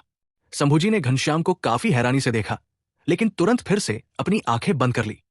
खुद मौत को दावत दे रहा है तो इसमें कुछ नहीं किया जा सकता। हेड एल्डर सच में मान गए। हेड एल्डर को खुद एक्शन लेते हुए देखना यह सच में बहुत मुश्किल है। उस बच्चे ने सोचा था कि हेड एल्डर उसकी पहचान की वजह से नरम पड़ जाएंगे और उसके साथ ज्यादा बखेड़ा नहीं करेंगे, लेकिन हेड एल्डर मान गए। हेड एल्डर के गुट के कई लोग आरव का मजाक उड़ा रहे थे कि वो अपनी काबिलियत को ज्यादा आंक रहा है और हेड एल्डर के एक्शन लेने का भी बहुत बेसब्री से इंतजार कर रहे थे। घनश्याम और आरव की दवाइयों की लड़ाई में स्वाभाविक रूप से सिर्फ 3 स्टार दिव्य दवाइयां ही बनाई जा सकती थी, और 3 स्टार दिव्य दवाइयों की महारत में हेड एल्डर पहले ही परफेक्शन की ऊंचाई पर पहुंच चुके थे। क्या आरव से निपटना उतना ही आसान नहीं था जितना आसानी से शिकार को पकड़ना? आरव थोड़ा मुस्कुराया और बोला, हेड एल्डर, आज का मुख्य शो पिल टावर का कंपटीशन है। हम बच्चों लोगों की लाइमलाइट नहीं छीन सकते। क्यों ना हम अपनी स्पैरिंग कंपटीशन की बात करें? घनश्याम ने सिर हिलाया और कहा, ठीक है, तुम्हारी मर्जी। पिल टावर कंपटीशन शुरू करो। एक डीकन चौक के बीच में आया और साफ आवाज में बोला, पहला राउंड, आग कंट्रोल करने का कंपटीशन। आग जलाने का अनुरोध है। जैसे ही आवाज धीमी हुई, पिल टावर के ऊपर से अचानक आग की एक धारा निकली। पलक झपकते ही ऐसा लगा जैसे आग की बारिश हो रही हो, जो हर जगह फैल गई। इस समय कई सौ 3 स्टार शिष्यों ने एक बड़ा घेरा बनाया। आग की वो बारिश असल में उनके पास बिल्कुल सही जगह पर गिरी। ये आग भी रैंक 3 की दिव्य आग थी, लेकिन इसमें कोई खास गुण नहीं थे, जैसे कि सारी आध्यात्मिकता मिटा दी गई हो। पहले राउंड में आग कंट्रोल करने के कंपटीशन में इन 3 स्टार शिष्यों को बिना आध्यात्मिकता वाली इन दिव्य आग को कंट्रोल करना था और दूसरे लोगों की दिव्य आग को खत्म करना था। यह राउंड 3 स्टार शिष्यों के एक बड़े हिस्से को बाहर कर देगा। आखिर में सिर्फ 100 लोग ही दूसरे राउंड में जाने के लिए बचेंगे। इस तरह का कंपटीशन सबके लिए बहुत फेयर था। सबकी आग एक जैसी थी और इसमें धोखेबाजी का जरा भी मौका नहीं था। वे जो कर सकते थे वो था अपनी आग कंट्रोल करने की स्किल्स को बेहतर बनाना और बाकी लोगों को हराना। एक घेरे के अंदर आग से कंपटीशन करते हुए कई सौ एलिट शिष्य, ये नजारा बहुत शानदार था। अरे, आग कंट्रोल करने के इस राउंड में कंपटीशन करने जैसा कुछ नहीं है। इसमें बिल्कुल भी सस्पेंस नहीं है। हाँ, गांगुली की आग कंट्रोल करने की कला लोगों को बहुत पीछे छोड़ देती है। 3 स्टार देवताओं में उसका कोई मुकाबला नहीं है। गांगुली शायद इस बार जोरदार झटका देगा। सेकंड एल्डर के वे 3 स्टार शिष्य इस बार थोड़े खतरे में होंगे, क्योंकि ये आग के मास्टर का कंपटीशन था, इसलिए दूसरे लोगों की दिव्य आग को बेरमी से खत्म करना होगा। गांगुली का पेट इस समय गुस्से से भरा हुआ था। वो निश्चित रूप से सेकंड एल्डर के शिष्यों को निशाना बनाएगा। शुरू करो। डीकन की जोरदार आवाज के बाद आग की प्रतियोगिता आधिकारिक तौर पर शुरू हो गई। गांगुली के होठों के कोनों पर एक हल्की सी ठंडी मुस्कान आई। एक उंगली उठाकर वो दिव्य आग आज्ञाकारी होकर बाहर निकली। Swish, swish, swish. बस यही देखा गया कि अनगिनत लपटें एक दूसरे में उलझ गई, जिससे तुरंत सभी एक अराजक लड़ाई में फंस गए। पुहवार्क। गांगुली की लौ एक तेज तलवार की तरह थी, जिसने सीधे दूसरे एल्डर के शिष्य की लौ को बुझा दिया। सहार शुरू हो गया। पिल टावर में प्रवेश करने की योग्यता के लिए प्रतिस्पर्धा करते हुए इस समय कोई भी ढिलाई नहीं बरतेगा। हर कोई पूरी जान लगा देगा। जिनकी शक्ति कम थी, उन्होंने अपनी सभी क्षमताओं का इस्तेमाल किया। उनके चेहरे लाल हो गए। इस तरह की उलझी हुई लड़ाई में आग पर नियंत्रण की आवश्यकता बहुत ज्यादा थी। अगर लौ बड़ी होती तो वो सभी के लिए एक आम निशाना बन जाता। अगर लौ छोटी होती तो हमला भी अपर्याप्त होता। साथ ही लौ को नियंत्रित करके सभी प्रकार की बचाव की कार्रवाई भी करनी पड़ती थी। इसे मल्टीटास्किंग कहा जा सकता है। कीमियागरों के लिए यह वास्तव में आग पर नियंत्रण का परीक्षण करने का एक शानदार तरीका था। हालांकि गांगुली बेकाबू हो गया। उसकी दिव्य आग एक विशाल अजगर में बदल गई। अपने लोगों को छोड़कर वो जिसे भी देखता उसे मार डालता। वस्तुतः कोई भी ऐसा नहीं था जो उसके साथ एक बार भी मुकाबला कर सके। ये उनकी अपनी लड़ाई थी, साथ ही एल्डर्स के बीच भी लड़ाई थी। जितने ज्यादा दुश्मनों को वो खत्म करेगा, उतने ही ज्यादा स्थान वो अपनी तरफ के लिए जीतेगा। ये आग प्रतियोगिता एलिमिनेशन के क्रम के आधार पर रैंकिंग तय करती थी। जो आखिरी बचा रहता था वो पहले स्थान पर होता था। इसलिए जब तक कोई एक सिवा व्यक्ति एलिमिनेट होता है, वे ये सुनिश्चित कर सकते हैं कि वे अगले दौर में प्रवेश करेंगे। इस समय युद्ध के मैदान में सभी तरह की दिव्य आग से बनी वर्चुअल इमेज एक दूसरे को काट रही थी। युद्ध की स्थिति बहुत ही दुखद थी। हालांकि जब सबने गांगुली की दिव्य आग देखी तो वे उससे बचने के लिए चिल्लाने लगे। पलक झपकते ही गांगुली ने 10 से ज्यादा लोगों की आग को मार डाला, जैसे कि वो निस्वार्थ क्षेत्र में हो। उसकी आग को कंट्रोल करने की कला सच में सबसे बेहतर थी। जैसे ही एक्सपर्ट्स ने यह देखा, वे समझ गए कि वो बाकी सबसे अलग है। हेड एल्डर ने स्टैंड पर अपनी दाढ़ी सहलाई और मुस्कुराए, जो साफ तौर पर गांगुली से बहुत संतुष्ट थे। हेड एल्डर, गांगुली वो लड़का सच में बहुत होनहार है। ये डार्क स्काई ड्रैगन आर्ट पहले से ही एक बेहतरीन कला है, एक एल्डर ने उनकी चापलूसी करते हुए कहा। घनश्याम हल्के से मुस्कुराए और बोले, ये लड़का अभी तो बहुत जल्दबाजी है, वो अभी भी मेरी जरूरत से 1 लाख मील दूर है। उस एल्डर ने मुस्कुराते हुए कहा। हेड एल्डर एक सख्त टीचर है जो बेहतरीन स्टूडेंट तैयार करते हैं। हालांकि गांगुली की डार्क स्काई ड्रैगन आर्ट हमारी नजर में कुछ खास नहीं है, लेकिन 3 स्टार कीमिया देवता में वो निश्चित रूप से हर किसी को नीचा दिखा सकता है। 3 स्टार शिष्यों में कोई दूसरा ऐसा नहीं मिल सकता जो उससे मुकाबला कर सके। घनश्याम मुस्कुराए और बोले, ये सच है। गांगुली की आग को कंट्रोल करने की कला पहले ही 4 स्टार प्रोटेक्टर के लेवल के करीब पहुंच रही है। 3 स्टार शिष्यों में शायद ही कोई ऐसा हो जो उसे पीछे छोड़ सके। कचरे का झुंड भी पिल टावर में घुसना चाहता है। आज मैं दूसरे एल्डर के शिष्यों को एक भी अंदर नहीं घुसने दूंगा, गांगुली ने अपने दिल में ठंडे लहजे में कहा। अचानक उसकी नजर आरा पर पड़ी। तो मैं तुमसे ही शुरू करता हूं। लड़की, तुमसे किसने कहा था कि तुम उस आरव के साथ इतनी करीब से चलो? गांगुली के होठों के कोनों पर घमंड की एक झलक दिखी। उंगलियां थोड़ी सी हिलाते हुए उसकी विशाल ड्रैगन दिव्य आग आरा की दिव्य आग की ओर लपकी। आरा का दिव्य आग एक बहुत ही खूबसूरत छोटा फीनिक्स था। उन मायावी चीजों में जो शक्तिशाली लग रही थी, ये ध्यान देने लायक नहीं था। हालांकि ये एक फीनिक्स के आकार का था, लेकिन ये बिल्कुल एक छोटी चिड़िया जैसा दिखता था, जिसमें बिल्कुल भी आक्रामकता नहीं थी। अगर गांगुली ने आरा के खिलाफ कोई कार्रवाई नहीं की होती तो कई लोग तो इस छोटे फीनिक्स पर ध्यान भी नहीं देते। आरा का टैलेंट सच में काफी अच्छा था, लेकिन उसकी उम्र आखिर में बहुत कम थी और वो अभी पूरी तरह से मैच्योर नहीं हुई थी। इस बार पिल टावर में एंट्री के कोटा के लिए कोई भी नहीं सोचेगा कि उसे कोई मौका मिलेगा। गांगुली जैसे लोग जो पहले ही आधे पैर 4 स्टार कीमिया देवता में रख चुके थे, ऐसे कुछ लोग अभी भी पिल टावर में थे। बस ये लोग गांगुली जितने शक्तिशाली नहीं थे, बस इतना ही। गांगुली ने उस लड़की आरा को निशाना बनाया है। ये लड़का भी बहुत ज्यादा दादागिरी करता है। लगता है गांगुली सबको भगाना और खत्म करना चाहता है। सेकंड एल्डर के स्टूडेंट्स को कोई मौका नहीं देना चाहता। दोष देना है तो उस एल्डर आरव को दोष दो। असल में गांगुली इतना बेरहम नहीं होता। अब अच्छा है, वो गुस्से में है। गांगुली के हर काम पर दिलचस्पी से नजर रखी जा रही थी। उसके आरा के खिलाफ काम करने पर किसी ने तुरंत एक इशारा पकड़ लिया। एक छोटा ड्रैगन एक छोटी चिड़िया को खा रहा है। इस नतीजे में कोई सस्पेंस नहीं लग रहा था। एल्डर्स ऐसा नहीं सोचेंगे, तरबूज खाने वाले दर्शक भी ऐसा नहीं सोचेंगे, गांगुली खुद तो और भी कम ऐसा सोचेगा। हालांकि जैसे ही दोनों बदले हुए दिव्य आग एक दूसरे से टकराए, सब हैरान रह गए। पुहवार्क, वो छोटा फिनिक्स बिल्कुल एक हीरे की नोक की तरह अपने टारगेट में घुस गया, सीधे उस बड़े ड्रैगन को छेद दिया। वो बड़ा ड्रैगन अचानक से एक जोरदार झटका लगने से बहुत ज्यादा मायावी हो गया। वो शक्ति भी अब पहले जितनी तेज नहीं लग रही थी। गांगुली को झटका लगा। आग को कंट्रोल करने की उसकी कला लगभग बेकाबू हो गई थी। विशाल ड्रैगन पूरे शरीर में कांपने लगा और सच में गिरने के संकेत दे रहा था। गांगुली डर गया और उसने जल्दी से उस विशाल ड्रैगन को स्थिर किया। लेकिन यह अभी खत्म नहीं हुआ था। तभी देखा कि छोटा फीनिक्स एक सुंदर आर्क बनाता है और पलक झपकते ही एक बार फिर वापस मुड़ जाता है। पुहवार्क, पुहवार्क, पुहवार्क। छोटा फीनिक्स आगे पीछे उड़ रहा था, जैसे छेद कर रहा हो, और गांगुली के विशाल ड्रैगन को छेदों से भर दिया।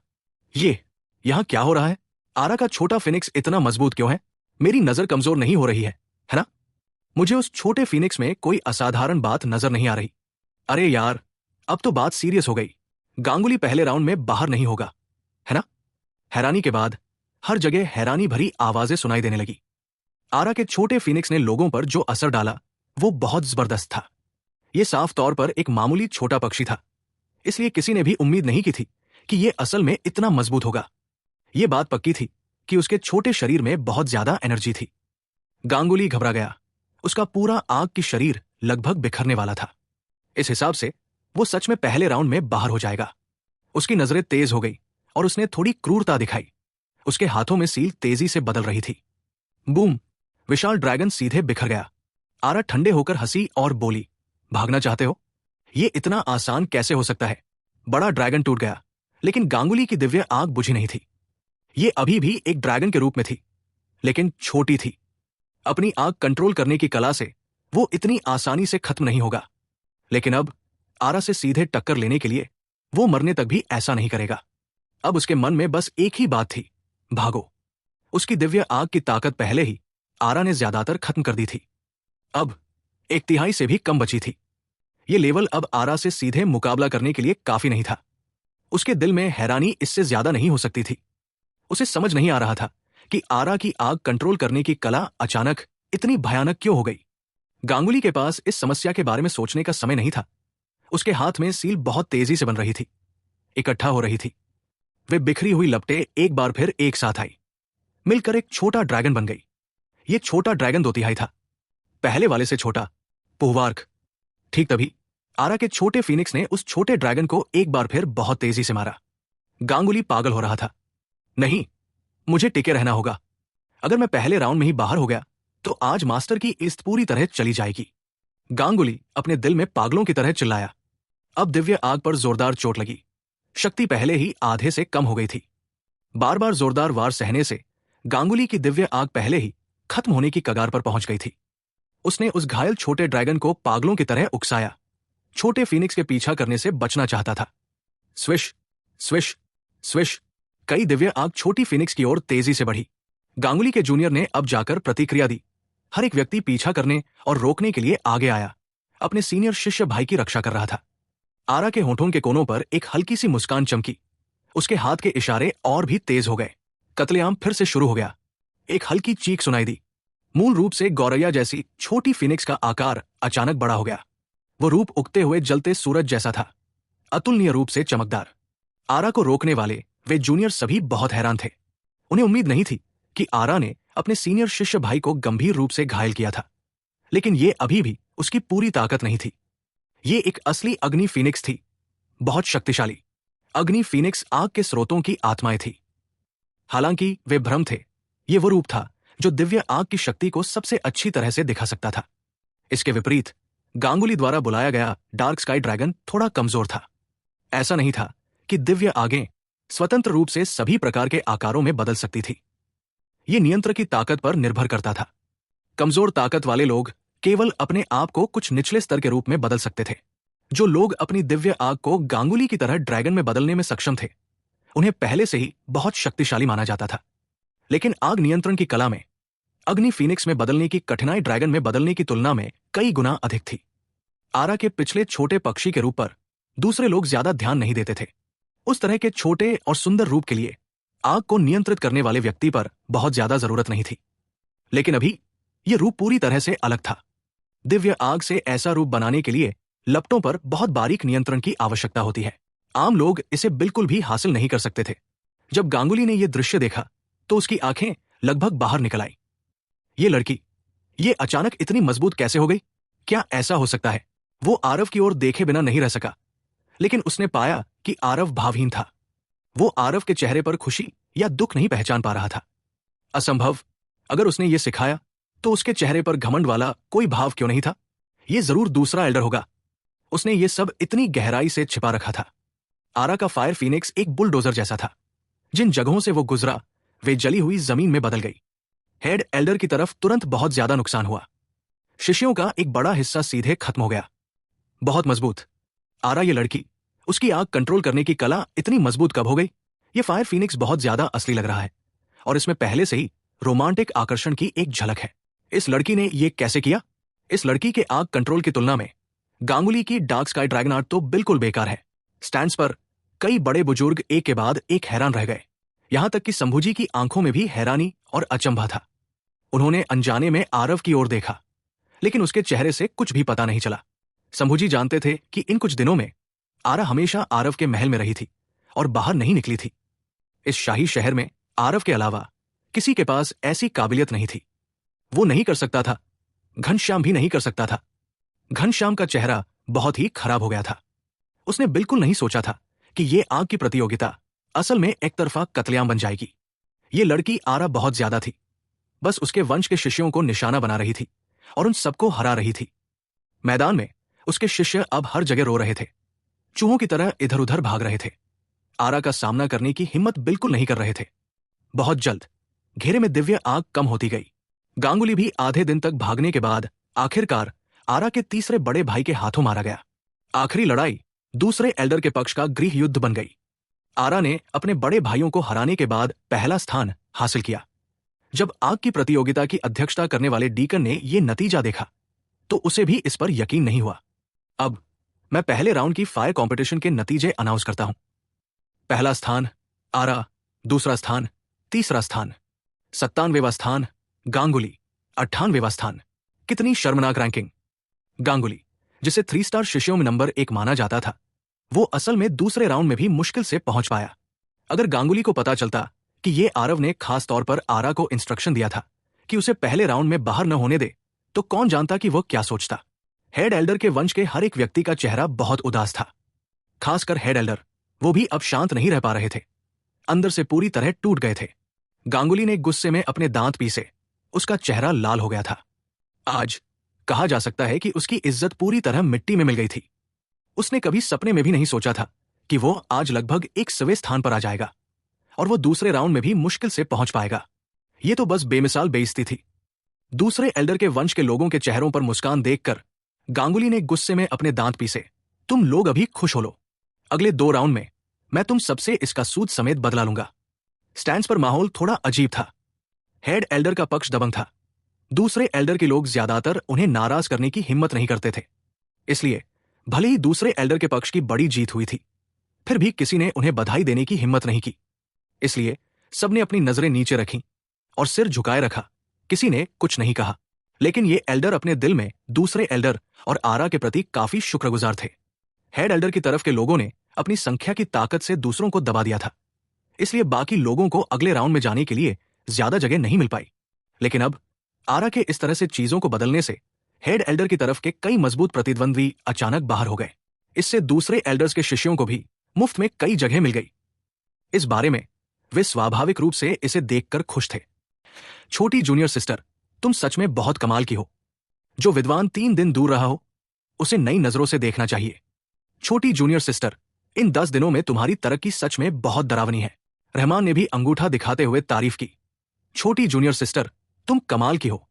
तुम्हारी अभी की आग कंट्रोल करने की कला के साथ यहां तक कि सबसे बड़े सीनियर भाई मैं भी ये कहने की हिम्मत नहीं कर सकता कि मैं पक्का जीतूंगा। मास्टर आरव सच में कमाल के हैं। उन्होंने सिर्फ 10 दिन लिए और उन्होंने छोटी जूनियर सिस्टर को पूरी तरह से बदल दिया। आरा ने मुंह बनाया और नाखुश होकर कहा, सबसे बड़े सीनियर भाई, ये छोटी जूनियर सिस्टर का टैलेंट है। मेरा टैलेंट ही असाधारण है। ठीक है, तुम मास्टर आरव के लिए लकड़ी का एक टुकड़ा ढूंढो, देखो क्या वो उसे सिखा पाते हैं। रहमान खुद पर हंसे बिना नहीं रह सका और कहा, ऐसा मत कहो। अगर मैं मास्टर आरव को लकड़ी का एक टुकड़ा दूं तो हो सकता है कि वो सच में उससे एक कीमियादाव एक्सपर्ट बना दे। तुम, आरा ने गुस्से में पैर पटके, जिससे सब जोर से हंस पड़े। जोर से हंसने के बाद एक भाई ने अचानक उत्सुकता से पूछा, छोटी जूनियर सिस्टर, हमें बताओ, मास्टर आरव ने तुम्हें इन कुछ दिनों में किस तरह की खास ट्रेनिंग दी जिससे तुम्हारी आग कंट्रोल करने की कला इस हद तक बेहतर हो गई? आरा की आंखें सिकुड़ गई और वो कांपे बिना नहीं रह सकी। साफ तौर पर यह 10 दिन का कड़वा अनुभव उसके लिए इतना सुखद नहीं था। इस अनुभव को बताने के लिए तो डरावना शब्द भी इस्तेमाल किया जा सकता है।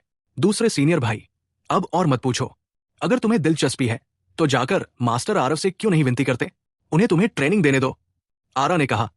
बड़े भाइयों के ग्रुप ने एक दूसरे को देखा, लेकिन उन सभी को एहसास हुआ कि इन 10 दिनों में छोटी जूनियर बहन ने शायद एक ऐसी जिंदगी जी है जो अमानवीय थी। वे सच में कल्पना नहीं कर सकते थे कि उनकी छोटी जूनियर बहन, जिसे हमेशा तकलीफ से डर लगता था, असल में इतनी भयानक ट्रेनिंग सह सकती थी। लेकिन जब छोटी जूनियर बहन इसे सह सकती थी तो वे भी स्वाभाविक रूप से इसे सह सकते थे। छोटी जूनियर बहन की शानदार आग कंट्रोल करने की कला के बारे में सोचते ही बड़े भाइयों की नजरें तेज हो गई। एक कीमियागर के लिए आग कंट्रोल करने की कला बहुत जरूरी थी। आग कंट्रोल करने की कला जितनी ज्यादा मजबूत होगी, दवा की गोली की क्वालिटी भी उतनी ही ज्यादा मजबूत होगी। अब रक्षक अपनी जगह लें और पहले राउंड की आग प्रतियोगिता में हिस्सा लें। एक डीकन ने चिल्लाकर कहा। यह आग प्रतियोगिता 2 ग्रुप में बंटी हुई थी। रक्षकों को भी पिल टावर में जाने के लिए जगह के लिए लड़ना था। आखिर में इस राउंड में रहमान थोड़ा कमजोर पड़ा और घनश्याम के मुख्य शिष्य से हार गया। आखिरकार एक राउंड जीत लिया। सिवाय इसके रहमान की आग कंट्रोल करने की कला ने घनश्याम के मुख्य शिष्य को भी डर के मारे पसीने छुड़ा दिए। पिछली बार आरव को गोलियां बनाते हुए देखकर रहमान में हर तरफ से सुधार हुआ था। अभी उसकी ताकत पहले से एक लेवल ज्यादा मजबूत थी। प्रोटेक्टर्स की आग की प्रतियोगिता खत्म होने के बाद दूसरे राउंड का दाव डेवलपमेंट बहुत जल्द शुरू होने वाला था। दिव्य रैंक की स्पिरिट मेडिसिन और नश्वर रैंक की स्पिरिट मेडिसिन के बीच अंतर यह था कि दिव्य रैंक की स्पिरिट मेडिसिन में सभी प्रकार के कानून के टुकड़े होते थे। एक कीमिया देवता पावर हाउस के रूप में इन महान दाव कानूनों को एक दिव्य गोली में स्वाभाविक रूप से मिलाना ही उनकी क्षमता थी। जाहिर है यह कोई आसान काम नहीं था। कीमियागर इन कानूनों को समझने का विकल्प चुन सकते थे, लेकिन उन्हें अपने उपयोग के लिए इन कानून के टुकड़ों को निर्देशित करने में माहिर होना था। यहीं पर कीमिया दांव की गहराई छिपी थी।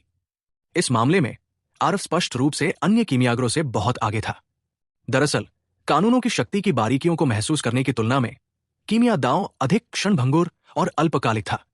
इसलिए भले ही कई कीमियागर थे, लेकिन जो वास्तव में बहुत ऊंचे स्तर तक पहुंचने में सक्षम थे वे बहुत कम थे।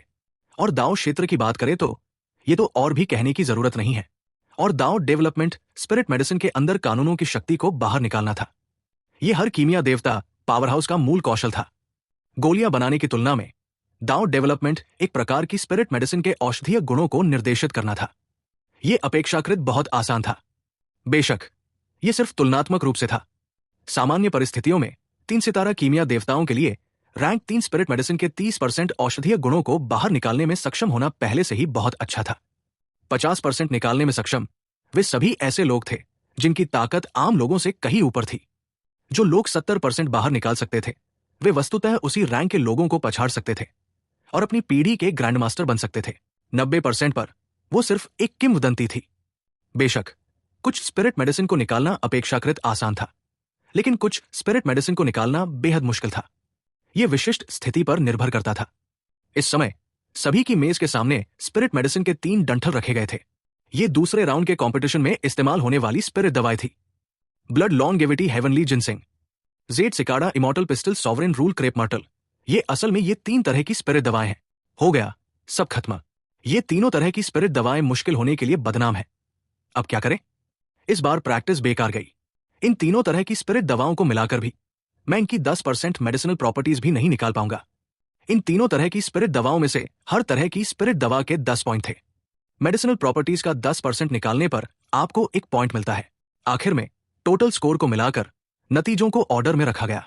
तीनों तरह की स्पिरिट दवाओं को मिलाकर 10 पॉइंट तक न पहुंचना, इसका मतलब यह भी था कि उनमें एक तरह की स्पिरिट दवा में 4 पॉइंट तक पहुंचने का भी कॉन्फिडेंस नहीं था। जब 100 शिष्यों ने इन तीनों तरह की स्पिरिट दवाओं को देखा तो तुरंत रोने की आवाजें गूंजने लगी। इन तीनों तरह की स्पिरिट दवाओं के अंदर मौजूद लॉ के टुकड़े बहुत उलझे हुए थे और उन्हें गाइड करना बहुत मुश्किल था। इन 3 तरह की स्पिरिट मेडिसिन से बनी दवाइयों को बनाने की मुश्किल बहुत ज्यादा थी। इस वजह से यह बहुत बुरा था। लेकिन गांगुली ने मन ही मन ठंडी सांस ली। उसने कहा, मूर्खों का झुंड, इतनी कमजोर ताकत और फिर भी तीसरे राउंड में जाना चाहते हैं? हे आरा, इस लड़की को मैं इस राउंड में जरूर बेवकूफ बनाऊंगा। पिल टावर प्रतियोगिता की निष्पक्षता सुनिश्चित करने के लिए हर पिल टावर प्रतियोगिता में इस दूसरे राउंड की स्पिरिट मेडिसिन को मार्शल टावर के कई बहुत निष्पक्ष बड़ों ने चुना था, जिनका बहुत सम्मान था और जिन्हें सब मानते थे। पिल टावर के सभी बड़ों को कुछ पता नहीं था। हालांकि दुनिया में ऐसी कोई दीवार नहीं है जिसे भेदा न जा सके। घनश्याम ने गुप्त तरीकों से इस बार प्रतियोगिता की जानकारी पहले ही पता कर ली थी और गांगुली और बाकी लोगों को बता दिया था। इस तरह उनका वंश और भी ज्यादा जगह हासिल कर सकता था। सिवाय इसके घनश्याम ने बिल्कुल उम्मीद नहीं की थी कि इस बार प्रतियोगिता के पहले राउंड में उनके वंश को बुरी हार मिलेगी। कई लोगों को तो जानकारी इस्तेमाल करने का मौका भी नहीं मिला। हालांकि गांगुली ने पहले से ही खास तौर पर अभ्यास किया था। इस बार पहला स्थान पाना बिल्कुल भी मुश्किल नहीं था। घनश्याम अब प्रोटेक्टर लेवल की प्रतियोगिता पर ध्यान नहीं दे रहा था। वो रहमान की ताकत जानता था। बहुत ज्यादा फायदा उठाना बहुत मुश्किल था, लेकिन शिष्यों की प्रतियोगिता के मामले में, इस लेवल की प्रतियोगिता में उसकी इज्जत पहले ही मिट्टी में मिल चुकी थी। दूसरा राउंड, उसे अपनी इज्जत वापस पानी ही होगी। उसे विश्वास नहीं था कि आरा इस राउंड में भी गांगुली को हरा सकती है। दूसरा राउंड शुरू। एक सवे स्थान से शुरू, दांव डेवलपमेंट लाओ, डीकन ने साफ आवाज में कहा। बात खत्म होने के बाद शिष्य एक दिव्य देवता कलाकृति लेकर एक सवे स्थान के शिष्य के सामने पहुंचे। तथाकथित दांव डेवलपमेंट असल में दवा बनाने के तरीकों से स्पिरिट मेडिसिन के अंदर के कानून के टुकड़ों को निकालना था। उस दिव्य देवता कलाकृति को दांव डेवलपमेंट इंस्ट्रूमेंट कहा जाता था। इसका इस्तेमाल खास तौर पर प्रतिशत जांचने के लिए किया जाता था। बाहर निकाला गया। उस शिष्य ने गहरी सांस ली, उसकी हथेली कांपी और उसने सीधे ब्लड लॉन्गेविटी हेवनली जिनसिंग को तोड़ दिया। फिर उसने बहुत तेज हाथों से ब्लड लॉन्गेविटी हेवनली जिनसिंग में लॉ के टुकड़ों को गाइड करना शुरू किया और उन्हें दांव डेवलपमेंट इंस्ट्रूमेंट के अंदर डाला। दांव डेवलपमेंट इंस्ट्रूमेंट पर 10 बड़ी स्केल लाइनें थी और कई छोटी स्केल लाइनें भी थी। बहुत सटीक। उस शिष्य ने अपनी पूरी ताकत लगाकर लॉ के टुकड़ों को दांव डेवलपमेंट इंस्ट्रूमेंट में डालने की पूरी कोशिश की, लेकिन उसने कितनी भी कोशिश की, आखिर में वो सिर्फ तीसरी स्केल लाइन तक ही पहुंच पाया। उसकी आंखों में निराशा साफ दिख रही थी और वो जानता था कि वो किसी भी हाल में तीसरे राउंड में नहीं जा पाएगा। दूसरे राउंड में 70 लोगों को बाहर निकालना था। सिर्फ टॉप 30 ही तीसरे राउंड में जा सकते थे। टॉप 30 में आने के लिए कम से कम 13 या 14 स्केल लाइनों तक पहुंचना जरूरी था। साफ था, यह उसके लिए नामुमकिन था। सच में आगे की 2 स्पिरिट मेडिसिन में उसका प्रदर्शन बहुत अच्छा नहीं था। एक तो ऐसा भी था जो 3 स्केल लाइनों तक भी नहीं पहुंच पाया। साबंत की blood longevity heavenly ginseng 3.2, Z cicada immortal pistol 3.2, sovereign rule crape myrtle 2.9, कुल स्कोर 9.31। डीकन ने साफ आवाज में कहा। यह नतीजा सुनकर लोगों के दिल की धड़कन तेज हो गई। किसी ने भी इस साबंत का मजाक नहीं उड़ाया, क्योंकि वे जानते थे कि ये तीनों तरह की स्पिरिट दवाएं सच में बहुत मुश्किल थी। अगर वे ऐसा करते तो शायद वे साबंत से बेहतर नहीं कर पाते। और सच में 99वें नंबर का शिष्य तो साबंत से 1 पॉइंट कम ही था। 98वें नंबर के शिष्य के नतीजे भी बिना किसी हैरानी के कुछ खास नहीं थे। अगला 97वां स्थान, गांगुली। डीकन ने साफ आवाज में कहा। स्पिरिट दवाओं के सामने आकर गांगुली का टूटा हुआ आत्मविश्वास तुरंत भर गया। ये तो कुछ ज्यादा ही भर गया था। इस बार की प्रतियोगिता के लिए गांगुली ने पहले से ही इन तीनों तरह की स्पिरिट दवाओं में खास ट्रेनिंग ली थी। जब उसकी हालत सबसे अच्छी होती थी तो वो 17 पॉइंट तक पहुंच सकता था। ये नहीं देखना चाहिए कि ये कुल का सिर्फ आधे से थोड़ा ज्यादा था। ये पहले से ही बहुत ज्यादा स्कोर था। गांगुली मुस्कुराया, उसकी हथेली बहुत आराम से हिली। ब्लड लॉन्गेविटी हेवनली जिनसिंग टुकड़ों में टूट गया। फिर गांगुली के हाथ बिजली की तरह चले। दोनों हाथों ने तेजी से मुहरें बनाई। इस पल गांगुली की जबरदस्त गोली बनाने की तकनीक पूरी तरह से दिखाई दी। लॉ के टुकड़े असल में उसके द्वारा लगातार दांव डेवलपमेंट इंस्ट्रूमेंट में डाले जा रहे थे। दांव डेवलपमेंट इंस्ट्रूमेंट का पैमाना तेजी से ऊपर चढ़ रहा था। वाह वाह, सीनियर अप्रेंटिस ब्रदर सच में कमाल के हैं। पहले राउंड में एक आसान काम में बुरी तरह फेल हो गए। दूसरे राउंड में वो तुरंत एक राउंड जीतने वाले हैं। ये इल्यूजनरी हेवन सॉल्यूशन हैंड सच में परफेक्शन की ऊंचाई पर पहुंच गया है। ये पहले ही 4 पॉइंट से ज्यादा हो गया है। लगता है सीनियर अप्रेंटिस ब्रदर सॉन्ग का ब्लड लॉन्गेविटी हेवनली जिनसिंग कम से कम 5 पॉइंट तक पहुंच सकता है। 5 पॉइंट, ये कमाल है। गांगुली की ताकत पर कोई शक नहीं था। इस गोली बनाने की तकनीक का इस्तेमाल करके लोगों को दिल को खुश करने और दिमाग को ताजा करने का एहसास हुआ। वे सभी शिष्य उसे बहुत इज्जत भरी नजरों से देख रहे थे। आखिरकार दांव डेवलपमेंट इंस्ट्रूमेंट का पैमाना हिलना बंद हो गया और आखिरकार 5.7 पॉइंट्स पर रुक गया। आज मेरा मूड बहुत अच्छा है। मुझे लग रहा है कि आज मैं 17 पॉइंट से आगे निकल जाऊंगा। इस राउंड में पहला स्थान पक्का मेरा ही है। 5.7 पॉइंट्स का नतीजा देखकर गांगुली घमंड से फूल गया। 17 पॉइंट्स उसका अब तक का सबसे अच्छा नतीजा था। अब उसने दुख और गुस्से को ताकत में बदल दिया था और उसकी हालत सच में हैरानी की बात थी कि बहुत अच्छी थी। इससे उसका आत्मविश्वास कुछ ज्यादा ही बढ़ गया। गांगुली ने आरा को ताना मारते हुए देखा। उसने अपनी जीभ बाहर निकाली और अजीब सा मुंह बनाया और जवाब दिया। आज गांगुली की हालत सच में बहुत बढ़िया थी। दूसरी spirit medicine Z cicada immortal pistol के साथ उसने 5.8 पॉइंट्स का हाई स्कोर हासिल किया। इस समय गांगुली को ऐसा लग रहा था जैसे उसकी आत्मा शरीर से बाहर निकल गई हो और वो पूरी दुनिया में अजेय हो गया हो। छोटी लड़की, मैं देखता हूं कि तुम इस राउंड में मुझसे मुकाबला करने के लिए क्या इस्तेमाल करती हो। गांगुली जोर से हंसा और बोला। हेड एल्डर घनश्याम के चेहरे पर आखिरकार मुस्कान आई और उन्होंने हल्के से सिर हिलाते हुए कहा, हूं। अपमान जानने के बाद और ज्यादा मेहनत करना, गांगुली बहुत अच्छा है। हूं। आखिर हेड एल्डर ने ही तो अच्छी ट्रेनिंग दी है। गांगुली खतरे के सामने घबराया नहीं। चाहे मानसिकता हो या ताकत, वो एक बेहतरीन पसंद है। एक और एल्डर ने चापलूसी की। हेड एल्डर की नजर बहुत तेज है। गांगुली, ये बच्चा भविष्य में जरूर बड़ी उपलब्धियां हासिल करेगा।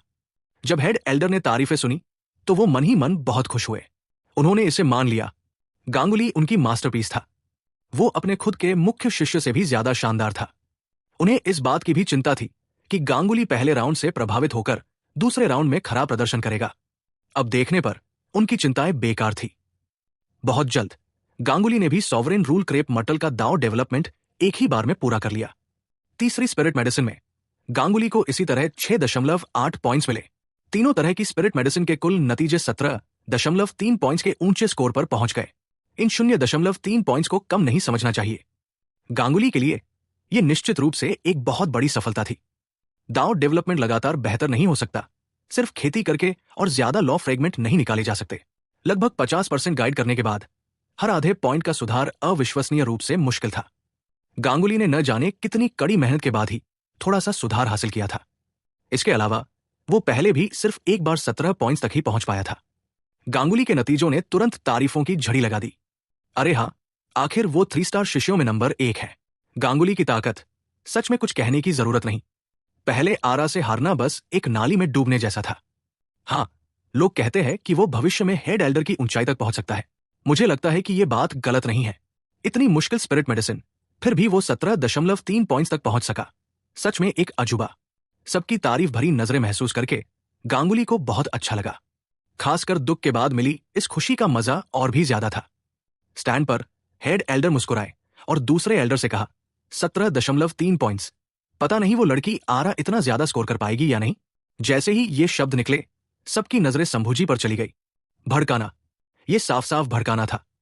वे देखना चाहते थे कि शांत और झगड़ा न करने वाले दूसरे एल्डर पलटकर जवाब देंगे या नहीं। बस उनकी नजर में दूसरे एल्डर के लिए जीतना बहुत मुश्किल था। 17.3 पॉइंट्स पहले ही बहुत ज्यादा स्कोर था। दूसरे एल्डर की पलकें थोड़ी उठीं और आखिरकार उन्होंने अपनी आंखें खोली। लेकिन सबकी उम्मीदों के उलट उन्होंने आरव को देखा और पूछा, एल्डर आरव, तुम्हारा क्या ख्याल है? ये सब क्या था? तुम्हारा शिष्य, तुमने पूछा कि वो क्या सोचता है? क्या ऐसा हो सकता है कि तुम्हें अपने ही शिष्य का स्टैंडर्ड नहीं पता था? यह नाटक सच में बहुत नकली था। हालांकि संभुजी को सच में नहीं पता था कि आरा की अभी क्या हालत है। आरा को वापस आए हुए सिर्फ 10 दिन हुए थे, लेकिन इन 10 दिनों ने ही संभुजी को हैरान कर दिया था। सुधार बहुत ज्यादा था। हालांकि आरा ने सिर्फ आग कंट्रोल करने की कला में सुधार किया था या सभी पहलुओं में सुधार किया था, यह उसे सच में नहीं पता था। आरव ने ठंडे होकर कहा, 17.3 पॉइंट्स है। इतना स्कोर लाकर भी वो बाहर आकर अकड़ दिखा रहा है। फिर भी इतना ही स्कोर? हेड एल्डर, शिष्यों को सिखाने की आपकी काबिलियत काम की नहीं है। स्टैंड में सन्नाटा छा गया। आरव की जबरदस्त मजाकिया कला से सब हैरान रह गए। हेड एल्डर की शिष्यों को सिखाने की काबिलियत काम की नहीं है, ये उन्होंने पहली बार सुना था। असल में हेड एल्डर की शिष्यों को सिखाने की काबिलियत के सामने सेकंड एल्डर भी कुछ नहीं थे। उनके शिष्य मूल रूप से सभी स्टेज पर सेकंड एल्डर के वंश को दबाते थे। अब सच में कोई ऐसा था जिसने कहा कि हेड एल्डर की शिष्यों को सिखाने की काबिलियत में कमी है? घनश्याम की आंखें थोड़ी सिकुड़ी और उसने ठंडी आवाज में कहा, एल्डर आरव, मुझे सच में थोड़ा शक हो रहा है कि क्या तुम सच में एक एक्सपर्ट हो या तुम जानबूझकर लोगों को इंप्रेस करने के लिए बड़ी बड़ी बातें कर रहे हो। एक 3 स्टार किमिया देवता के लिए 15 पॉइंट्स तक पहुंचना पहले से ही बहुत प्रभावशाली है। 17.3 पॉइंट्स पाना पहले के सभी पिल टावर कंपटीशन के सेशन में सबसे अच्छे में गिना जाता है। तुम्हें क्या लगता है कि मुझे शिष्यों को सिखाना आता है या नहीं? आरव ने अपना मुंह बनाया और तिरस्कार से कहा, हेड एल्डर, गांगुली ने उस दिन इस एल्डर का अपमान किया था। इस एल्डर ने अपनी पहचान का ध्यान रखा और उसे सबक सिखाने के लिए कार्रवाई करने से मना कर दिया। लेकिन इसका मतलब यह नहीं है कि ये एल्डर एक छोटे से 3 स्टार किमिया देवता को धमकाने दे। इस एल्डर के पास अभी कोई चेला नहीं है और उसने दूसरे बड़े से कहा कि मुझे कुछ दिनों के लिए एक चेला दे दो ताकि उसे सिखा सकूं। कोई और इरादा नहीं, बस तुम्हारे इस चेले को यह बताना है कि हमेशा कोई न कोई बेहतर होता है और आसमान के ऊपर भी आसमान होता है। उसे पता चले कि बड़ों की इज्जत को ठेस नहीं पहुंचाई जा सकती। हिस। सभी बड़ों ने ठंडी सांस ली। उन्हें उम्मीद नहीं थी कि आरव सच में ऐसी बातें कहेगा। उसका मतलब था कि आरा सिर्फ उसकी सिखाई हुई बातों से इतना प्रभावशाली बना। लेकिन सच में आरा की आग कंट्रोल करने की कला में सुधार को बस छलांग, कूद और उछल कूद से बताया जा सकता है। सिवाय छोटे से 3 स्टार किमिया देवता का क्या मतलब था? ऐसे कहा जैसे तुम 3 स्टार किमिया देवता नहीं हो। घनश्याम को आरव की बातों पर बिल्कुल भी यकीन नहीं हुआ और उसने ठंडी मुस्कान के साथ कहा, क्या ऐसा है? तुम्हारा मतलब है कि जिस चेले को मैंने कई सौ सालों तक सिखाया वो उससे कम है जिसे तुमने कुछ दिनों तक सिखाया? जवान आदमी, शेखी बघाड़ते समय ज्यादा बड़ी बड़ी बातें मत करो। कहीं ऐसा ना हो कि समय आने पर तुम उसे साबित ना कर पाओ। आरव मुस्कुराया और बोला, हेड एल्डर निश्चिंत रहें, जो बातें मैं आरव कहता हूं उन्हें जरूर साबित कर सकता हूं। घनश्याम को लगा कि आरव तो बस आग लगाने वाला है, बात करने का कोई तरीका नहीं था। शेखी बघाड़ते समय एक पागल से पाला पड़ जाए तो दूसरे लोग कैसे शेखी बघाड़ सकते हैं? कोई मतलब नहीं। हेड एल्डर ने ठंडी सांस ली और बोलना बंद कर दिया। रहमान और बाकी सबने अपने कान खड़े किए और नीचे सुनने लगे। उनमें से हर एक को बेहिसाब आजादी महसूस हो रही थी। एल्डर आरव सच में पहले की तरह ही दबंग थे। जब तुम सब कुएं के मेढक एल्डर आरव की असली ताकत देखोगे तो हैरान होकर अपना मुंह खुला छोड़ दोगे। आरव से हारने के बाद हेड एल्डर के हावभाव के बारे में सोचकर कुछ लोग मुस्कुराए बिना नहीं रह सके। डेवलपमेंट अभी भी जारी था। पक्का गांगुली के बाद ऐसा कोई परफॉर्मेंस नहीं हुआ जिसने लोगों की सांसें रोक दी हों। कम स्कोर 10 या 11 पॉइंट थे। कभी कभी कोई अच्छा स्कोर आता था, वो भी ज्यादा से ज्यादा 14 या 15 पॉइंट होता था। लेकिन जैसे जैसे आगे जाते गए पॉइंट भी धीरे धीरे बढ़ते गए। आखिरकार जो पहले राउंड से निकलकर अच्छी रैंक हासिल कर पाए थे वे सभी ताकतवर लोग थे। असल में गांगुली को भी आगे रैंक मिलनी चाहिए थी, लेकिन पहले राउंड में हुई दुर्घटना की वजह से उसे पीछे रखा गया था। गांगुली के बाद सबसे ज्यादा स्कोर आरा के तीसरे सीनियर भाई का था, लेकिन वो भी सिर्फ 16.3 पॉइंट था, गांगुली से पूरे 1 पॉइंट कम। ये अंतर पहले ही कम नहीं था। आरा का तीसरा सीनियर भाई दूसरे स्थान पर था, जो मैदान छोड़ने वाला दूसरा आखिरी व्यक्ति भी था। अभी भी एक आखिरी व्यक्ति बचा था, वो थी आरा। अगर आरा 17.3 से ज्यादा स्कोर नहीं कर पाती तो गांगुली दूसरे राउंड का चैंपियन होता। एक पल के लिए सभी की नजरें आरा पर टिक गई। आरा ने गहरी सांस ली और एक हथेली से ब्लड लॉन्गेविटी हेवनली जिनसिंग को तोड़ दिया। टैप। जैसे ही आरा ने ब्लड लॉन्गेविटी हेवनली जिनसिंग को तोड़ा, आरव की तर्जनी उंगली ने उसके सामने रखी मेज पर हल्के से टैप किया। आरा की नजरें लगातार आरव की उंगलियों पर थी। इस समय आरव की हरकत देखकर उसका शरीर अपने आप हिलने लगा। आरा की हरकतें गांगुली जितनी शानदार नहीं थी, वे थोड़ी अजीब ही लग रही थी। जब सबने ये नजारा देखा तो वे हैरान रह गए। क्या इस तरह की अजीब तकनीक से अच्छा नतीजा मिल सकता है? क्या ये लड़की मजाक करने आई है? इस तरह की तकनीक से क्या वह मुझे हराना चाहती है? गांगुली खुद पर काबू नहीं रख पाए और हंस पड़े। Tap tap tap. आरव की उंगली ने फिर से 3 बार टेबल पर दस्तक दी। आरा की टेक्निक अचानक बदल गई। ब्लड लॉन्गेविटी हेवनली जिनसिंग से निकलने वाले लॉ के टुकड़े असल में लगातार धारा के रूप में दांव डेवलपमेंट इंस्ट्रूमेंट में जाने लगे। उस डीकन को भी पहले लगा था कि आरा इस राउंड में सफल नहीं हो पाएगा, लेकिन इस समय उसकी आंखें अचानक सिकुड़ गई और वो अविश्वास से आरा को देखने लगा। वो आरा के सबसे करीब था और लॉ के टुकड़ों की आभा महसूस कर सकता था। वे लॉ के टुकड़े असल में ज्यादा बिखरे नहीं, बल्कि ज्यादातर दांव डेवलपमेंट इंस्ट्रूमेंट में चले गए। Tap tap tap tap tap tap tap tap. Aarav की उंगली लगातार टेबल पर दस्तक दे रही थी। ताल अनियमित रूप से बदल रही थी। बाहर वालों की नजर से ऐसा लग रहा था कि आरव सिर्फ बोरियत की वजह से टेबल पर टैप कर रहा था, लेकिन आरा ने आरव की लय को फॉलो किया और लगातार अपनी टेक्निक बदलती रही। दांव डेवलपमेंट इंस्ट्रूमेंट का स्केल तेजी से ऊपर चढ़ गया। 4 पॉइंट्स, 5 पॉइंट्स, 6 पॉइंट्स। जब ये 6 पॉइंट्स पर पहुंचा तो भी ये रुका नहीं, सीधे 7 पॉइंट्स की ओर बढ़ रहा था। सब हैरान रह गए। आरा की ये अजीब टेक्निक क्या थी? 7 पॉइंट्स, ये तो ग्रैंड मास्टर लेवल था। क्या डैक डेवलपमेंट पर आरा का कंट्रोल पहले ही इतने चौंकाने वाले लेवल तक पहुंच गया था? 7 पॉइंट्स तक मत पहुंचो, 7 पॉइंट्स तक मत पहुंचो। गांगुली ने अपने दिल में बेताबी से चिल्लाया, उम्मीद करते हुए कि ये आरा को रोक सके। हालांकि आरा ने उसे बिल्कुल भी मौका नहीं दिया, सीधे 7 पॉइंट्स तक पहुंच गई। हालांकि ये अभी खत्म नहीं हुआ था। 7 पॉइंट्स तक पहुंचने के बाद बढ़ने की दर साफ तौर पर धीमी हो गई, लेकिन ये फिर भी धीरे धीरे ऊपर चढ़ता रहा। आखिरकार ये 7.3 स्केल लाइन पर रुक गया। पूरी जगह खामोश हो गई। ये पूरे 5 सांसों तक रहा, जिसके बाद हैरानी भरी आवाजों की लहर सुनाई दी। क्या ऐसा हो सकता है कि आरा पहले ही ग्रैंड मास्टर के लेवल तक पहुंच गए हो। यह भी बहुत बढ़ा चढ़ाकर है। एक 3 स्टार किमिया देवता ने असल में 73% लॉ फ्रेगमेंट्स को गाइड किया। यहां तक कि 4 स्टार किमिया देवताओं के लिए भी बहुत से लोग इसे इतनी अच्छी तरह से नहीं कर सकते, है ना। दाओ डेवलपमेंट का स्कोर जितना ऊपर जाता है उतना ही मुश्किल होता है। खासकर जब दाओ डेवलपमेंट 60% तक पहुंच जाता है तो एक पॉइंट भी ज्यादा पाना स्वर्ग पर चढ़ने जितना मुश्किल होता है।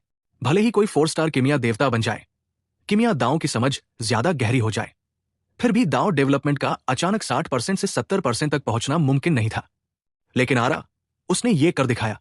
घनश्याम के चेहरे पर हैरानी साफ दिख रही थी। असल में वो अभी भी गांगुली के ज्यादा स्कोर का सहारा लेकर आरव को नीचा दिखाना चाहता था। लेकिन अब गांगुली का नतीजा आरा के सामने बिल्कुल बेकार था। शंभूजी को भी उतना ही झटका लगा जितना घनश्याम को। वो खुद को रोक नहीं पाया और आरव से पूछा, एल्डर आरव, तुमने ये कैसे किया? हालांकि आरव का चेहरा बिल्कुल भी खुश नहीं था। इसके बजाय उसके चेहरे पर असंतोष का भाव दिख रहा था। उसने कहा, इस लड़की ने सच में बस इतना ही किया। उसने इस बार मुझे सच में निराश किया। बुजुर्गों के ग्रुप के चेहरों पर अजीब भाव थे। ये लड़का जानबूझकर दिखावा कर रहा था, है ना। 7.3 पॉइंट्स उसे यह भी कम लगा। असल में उन्हें नहीं पता था कि आरव की आरा को दी गई खास ट्रेनिंग खास तौर पर स्पिल टावर कंपटीशन के लिए थी। 10 दिनों में जो चीजें की जा सकती थी वे बहुत कम थी। बेशक आरा की ताकत को इतने खतरनाक लेवल तक बढ़ाना नामुमकिन था, लेकिन अगर सिर्फ इस कंपटीशन की बात थी तो आरव आरा को आसानी से जितवा सकता था। यह दाओ डेवलपमेंट, यह सिर्फ एक स्पिरिट मेडिसिन में लॉ फ्रेगमेंट्स को बाहर निकालना था। आरव के लिए इसमें ज्यादा मुश्किल नहीं थी। आरा की टेक्निक आरव नहीं बनाई थी, जिसका इस्तेमाल खास तौर पर स्पिरिट मेडिसिन में कम फ्रेगमेंट्स को बाहर निकालने के लिए किया जाता था। इस टेक्निक में कुल 100 सील थी। आरव ने आरा से इन सील की तब तक प्रैक्टिस करवाई जब तक वो इसमें माहिर नहीं हो गई। जहां तक इसे कैसे इस्तेमाल करना है उसे इसकी चिंता करने की जरूरत नहीं थी। फिर उसने आरा के साथ एक सीक्रेट कोड तय किया। आरा को बस उसकी लय के अनुसार सील लगानी थी और वो अपने आप और भी ज्यादा लॉ फ्रेगमेंट्स निकाल सकती थी। ये सिर्फ आरा की बात थी। अगर आरव होता तो अगर 100% नहीं तो कम से कम 95% से ऊपर तो होता ही। किमिया दाओं के बारे में उसकी समझ की तुलना कोई और नहीं कर सकता था। असल में आरव के अंदाजे के मुताबिक आरा को कम से कम 75% से ऊपर होना चाहिए था। उसे उम्मीद नहीं थी कि वो सिर्फ 73% ही हासिल कर पाएगी। इसलिए वो स्वाभाविक रूप से नाखुश था। जैसे ही आरा ने आरव के असंतुष्ट चेहरे को महसूस किया, उसने अपनी जीभ बाहर निकाली, शर्मिंदा होते हुए। उसे पता था कि उसने पहले कुछ छोटी मोटी गलतियां की थी, इसीलिए वो आरव की जरूरतों को पूरा नहीं कर पाई। दाओ डेवलपमेंट जारी रहा। आरा भी धीरे धीरे एकाग्रता की स्थिति में आ गया था। जेड सिकाडा इमॉर्टल पिस्टल का परफॉर्मेंस साफ तौर पर ब्लड लॉन्गेविटी हेवनली जिनसिंग से कहीं बेहतर था। आखिर में आरा के जेड सिकाडा इमॉर्टल पिस्टल का नतीजा 7.51 आया। गांगुली का चेहरा और भी खराब होता गया। उसका चेहरा गुस्से से लाल हो रहा था। ऐसा लग रहा था जैसे किसी ने उसे थप्पड़ मारा हो। पहले वो पूरे आत्मविश्वास से भरा हुआ था। सोच रहा था कि इस दूसरे राउंड में वही जीतेगा, लेकिन अब उसका नतीजा आरा के सामने बिल्कुल बेकार था। अब देखने पर उसने पहले जो भी कहा था, जो भी दिखावा किया था, वो सब उसके अपने ही मुंह पर तमाचा था। बहुत जल्द सॉवरेन रूल क्रेप मर्टल का नतीजा भी आ गया। आरा का कुल स्कोर 22.3 पॉइंट्स था। गांगुली के 17.3 की तुलना में यह पूरे 5 पॉइंट्स ज्यादा था। ये 5 पॉइंट्स एक ऐसी खाई थी जिसे पाटना नामुमकिन था। बिल्कुल अविश्वसनीय। क्या ये लड़की सच में आरा है? क्या एल्डर आरव सच में इतने जबरदस्त हैं? सिर्फ कुछ ही दिनों में उन्होंने आरा को इस लेवल तक सिखा दिया। हेड एल्डर के वंश की तो इस बार सच में इस मिट्टी में मिल गई। आरव ने घनश्याम को बिना मुस्कान वाली मुस्कान के साथ देखा और कहा, हेड एल्डर, क्या ये नतीजा इस मामले को खत्म कर सकता है? हेड एल्डर का चेहरा गंभीर था और उन्होंने कहा, जवान आदमी, इतने घमंडी मत बनो। तुम्हें इस तरह से बहुत बड़ा नुकसान होगा। यह सुनकर आरव मुस्कुराया और कहा, हेड एल्डर, लगता है कि घमंडी मैं नहीं हूं, है ना? मैं अभी अभी एल्डर बना हूं और आपका शिष्य धमकाने आ गया। अब मैं घमंडी कैसे हो गया? हेड एल्डर को खांसी आ गई और उन्होंने ठंडी सांस ली और कहा, जवान आदमी, इतनी जल्दी घमंडी मत बनो। तुम और मैं, अभी भी एक मुकाबला बाकी है। आरव मुस्कुराया और कहा, मैं इसके लिए इंतजार नहीं कर सकता। दोनों ने एक दूसरे को टक्कर दी। सभी एल्डर सर्दियों में टिड्डियों की तरह चुप थे। ये नया एल्डर सच में बहुत जबरदस्त था। यहां तक कि दूसरे एल्डर में भी हेड एल्डर से इस तरह बात करने की हिम्मत नहीं थी। उसने तो हिम्मत कर ही ली। जहां तक इस बात का सवाल था कि आरव में सच में ये काबिलियत है या नहीं। सभी का रवैया अभी भी शक वाला था। अगर अपनी आंखों से न देखा होता तो कोई भी विश्वास नहीं करता कि एक 3 स्टार किमिया देवता हेड एल्डर को हरा सकता है।